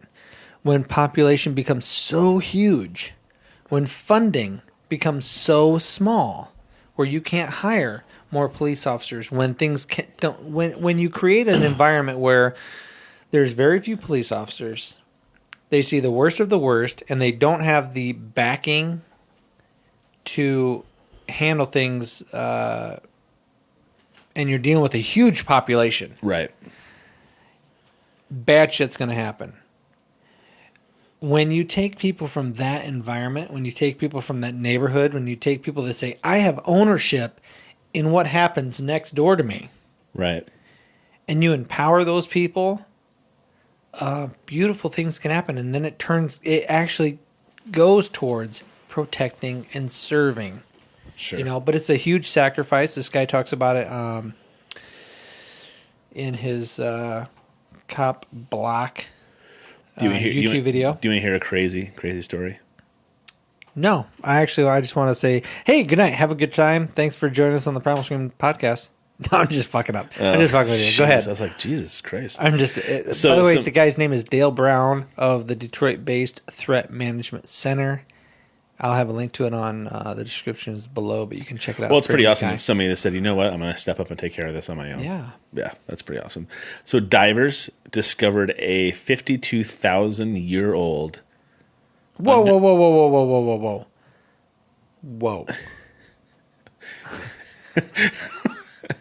Let me make sure that you didn't misspeak here. 52,000? 52,000-year-old what? Underwater forest, cypress forest off the coast of Alabama. Found a full forest that was covered in sediment 52,000 years ago, and just now it's starting to kind of like be washed away, and they're finding all these trees. Isn't that fucking crazy? It's fucking crazy. That's awesome. I love shit like that. Now, it does go against people thinking that the Earth is only 6,000 years old. But... Boom, take that, Christians. But the scuba diver uncovered this thing, and they thought it was kind of odd, but, where the shits happen, you found some trees underwater kind of thing. But he called people in, and they found an underwater landscape that was just full of trees. And there's been there's also been logging developments way up in the mountains that have been shut down for years and years and years, like 50, 60, 70 years, right? Because the trees are all gone, and the trees all washed into this bay or this lake, right? And that's when they'd ship them all downstream, and that's how it all worked. They have found trees that are like hundreds of years old that are at the bottom of these lakes, right? Yeah. Right? Yeah. That have been pretty much preserved because they're on. Damn you, math! Damn you, science! What's that? The Creationism Museum down south that they have dinosaurs with they have replicas of dinosaurs with saddles on them because they were around when man was around. So you know what's weird though? I don't know, and we truly, someday we might find where man was around during dinosaurs. Maybe. Probably. I would assume it's part of like our ancestors. Whether it's Cro-Magnon or cavemen or something like that. I would assume that there were human-like things back then, for sure. I think that we're constantly re-evaluating human timeline. When we look at the Sphinx and we realize that was built thousands of years before the pyramids were built. And we can't fathom how they created it. I mean, we can guess, and we're like, oh, it was people from way back when, and we are the most advanced human beings have ever been. So what we're guessing that they had back then was like sticks and stones and picks and little like copper fucking tools. There's no way they could have been more advanced than us. Right. Yet we today cannot reproduce the pyramids. If we could, and this is one of my dreams, one of my fantasies, is actually creating something or being a part of a creation. I wouldn't have to be the leader of it, but being part of a creation that I know is going to be here for thousands of years. Sure. You say that so flippantly. Sure. No, I say I would want. Sure, I'd want to be part of something like that. Why don't we do that? Why doesn't anybody do that? Because we can't do that. Because with all our crazy smarts and our technology, and we're the best there is, we can't do it. So we don't do it. Well, but I mean, we can. It depends on how you want to remember. We can't necessarily build something. But we may be able to leave a lasting impression for a long period of time, couldn't we? No. Well, absolutely not. Jesus has done a good job in the last 2,000 something years, right? No. He has not. We still talk about him. He's still in constant conversation with certain groups of people. We're talking about him right now. I'm saying that is a pretty lasting impression, even if you're not a Christian. He's a guy whose story has been told over and over again. So you don't have to build faith, but you don't have to build something to make it a legacy. You have to build something so that everybody walks by and agrees. There's nobody who can walk by it and disagree that there's a big fucking pyramid right there. Right. That holy shit. How in the world did they put all those blocks like that? So rolling the stones and the logs is not possible? How do they know that? Because we don't do it. There's nobody who's been able to recreate that. You don't think it's gotten to the point where we're like, what's the fucking point of having... We can put cranes in the middle of an ocean and build shit. They cannot. There's not enough cranes to move one block. There is. There's enough cranes, but all the cranes that would be needed would have to be right next to the fucking block. And then how would you move the block? So each block of the pyramid is so heavy. Not each block, but there are blocks that are hundreds of tons. Hundreds of tons. And it's one huge megalithic block. One ginormous fucking thing that nobody can wrap their brain around how they possibly carved it, first of all, and how could they possibly have removed it? But it was aliens. left. It's aliens, isn't it? No, I'm only saying that I think at times we marvel at how magnificent we all are, yet we can't do something that was done thousands of years ago. But is that our marker? So if we can't build a fucking pyramid, then we're not that great. Yeah, actually, that's one thing. It's maybe you write a book. Maybe you write a book that changes humanity. And so right there, you are a lasting imprint. But in hundreds of years, that book is going to completely fall apart. Even on a laser disc. You put it on a laser disc, it's going to fall apart. If human beings stop... It's not physical. It's not physical, but in people's minds, it's not going to last the span of time. If it doesn't last the span of time, if human civilization... How old are the pyramids? 3,500 years Thousands and thousands of years old. It's like 3,500, right? At the very least.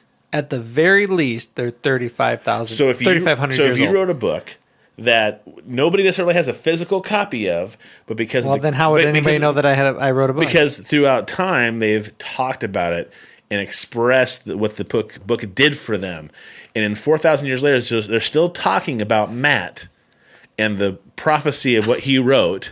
Man, I feel really good right now.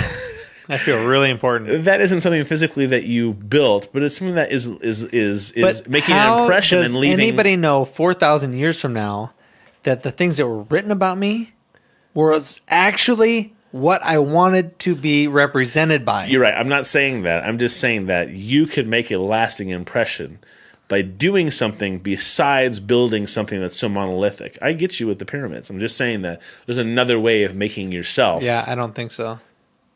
Huh. I think the absolute most magnificent thing that anybody has ever done is create something that has lasted thousands of years. So that's the pyramids. It is such a fucking mystery. Nobody in the world, besides possibly the guy who created Coral Castle down in Florida. Oh, yeah. And he's a fucking enigma wrapped inside a question, sugar-coated in what the fuck. Nobody knows how he did it either. Right. One small little 5-foot-nothing guy moving 1,000-pound chunks of coral. And see, by himself. But I guess maybe it goes back. I guess I've seen enough things that show about how they did things back in the day with leverage and pulleys, and they were able to do things that really they shouldn't have been able to do, but because somebody figured out the physics of it all, made it work. You don't think he had something like that to do? Yeah, if they truly. So how did he fucking do it then? I don't know. Okay, so he must have figured something out. Otherwise, he wouldn't have been able to do it. Absolutely, he figured a way. I'm not saying it's an impossibility. I'm saying we don't know it. I'm saying the masses don't know it. If anybody knew it, if I knew it, I would go make a fucking pyramid. I would create something. No, you wouldn't. Oh, I would absolutely create something. I would create something that generations from now, my offspring or whoever would say, look at what this fucking guy made. Look at the magnificence. Look at the mathematical precision. Richard Dreyfuss in Close Encounters of the Third Kind, having these dreams about this thing, and he was building Devil's Tower out of mashed potatoes because he was obsessing about it. He kept thinking about it. And then he threw all the dirt in his living room and carved it into Devil's Tower. Yeah. That's what I keep thinking about when you said that. Are you thinking I'm going to do that? I think you're fucking crazy. But that's beside the point. I don't think there's anything more magnificent. Okay, and I don't think you have to build anything physically incredible to be remembered. Maybe for a couple generations, but thousands of years from now, I think you could do something that changes humanity to the point where they. I think we look at pyramids. Oh, Matt. 4,000 years ago, he said something that triggered something in human beings that they said, "Oh fuck, we've got to find a way to get along." Here's the thing. You know what? He convinced us of this. The pyramids and the Sphinx are so old that we have no fucking real clue what is being said on the walls. We have no fucking real clue who made them. We guess that water caused the erosion around the Sphinx. And we guess that the Sphinx is pointing in this direction because that was the overwhelming constellation of that time period. And we think that it was originally shaped as a lion instead of the stupid Sphinx. You know, that was the head was recarved multiple times. Right. Yeah. It's interesting. I'll give you that. It's very interesting. I don't know if it's the test of time. But I'm not sure it's a benchmark for humanity and what they can accomplish if you don't build something that lasts fucking forever. It's incredible. I agree with you there, but I think you could do that too.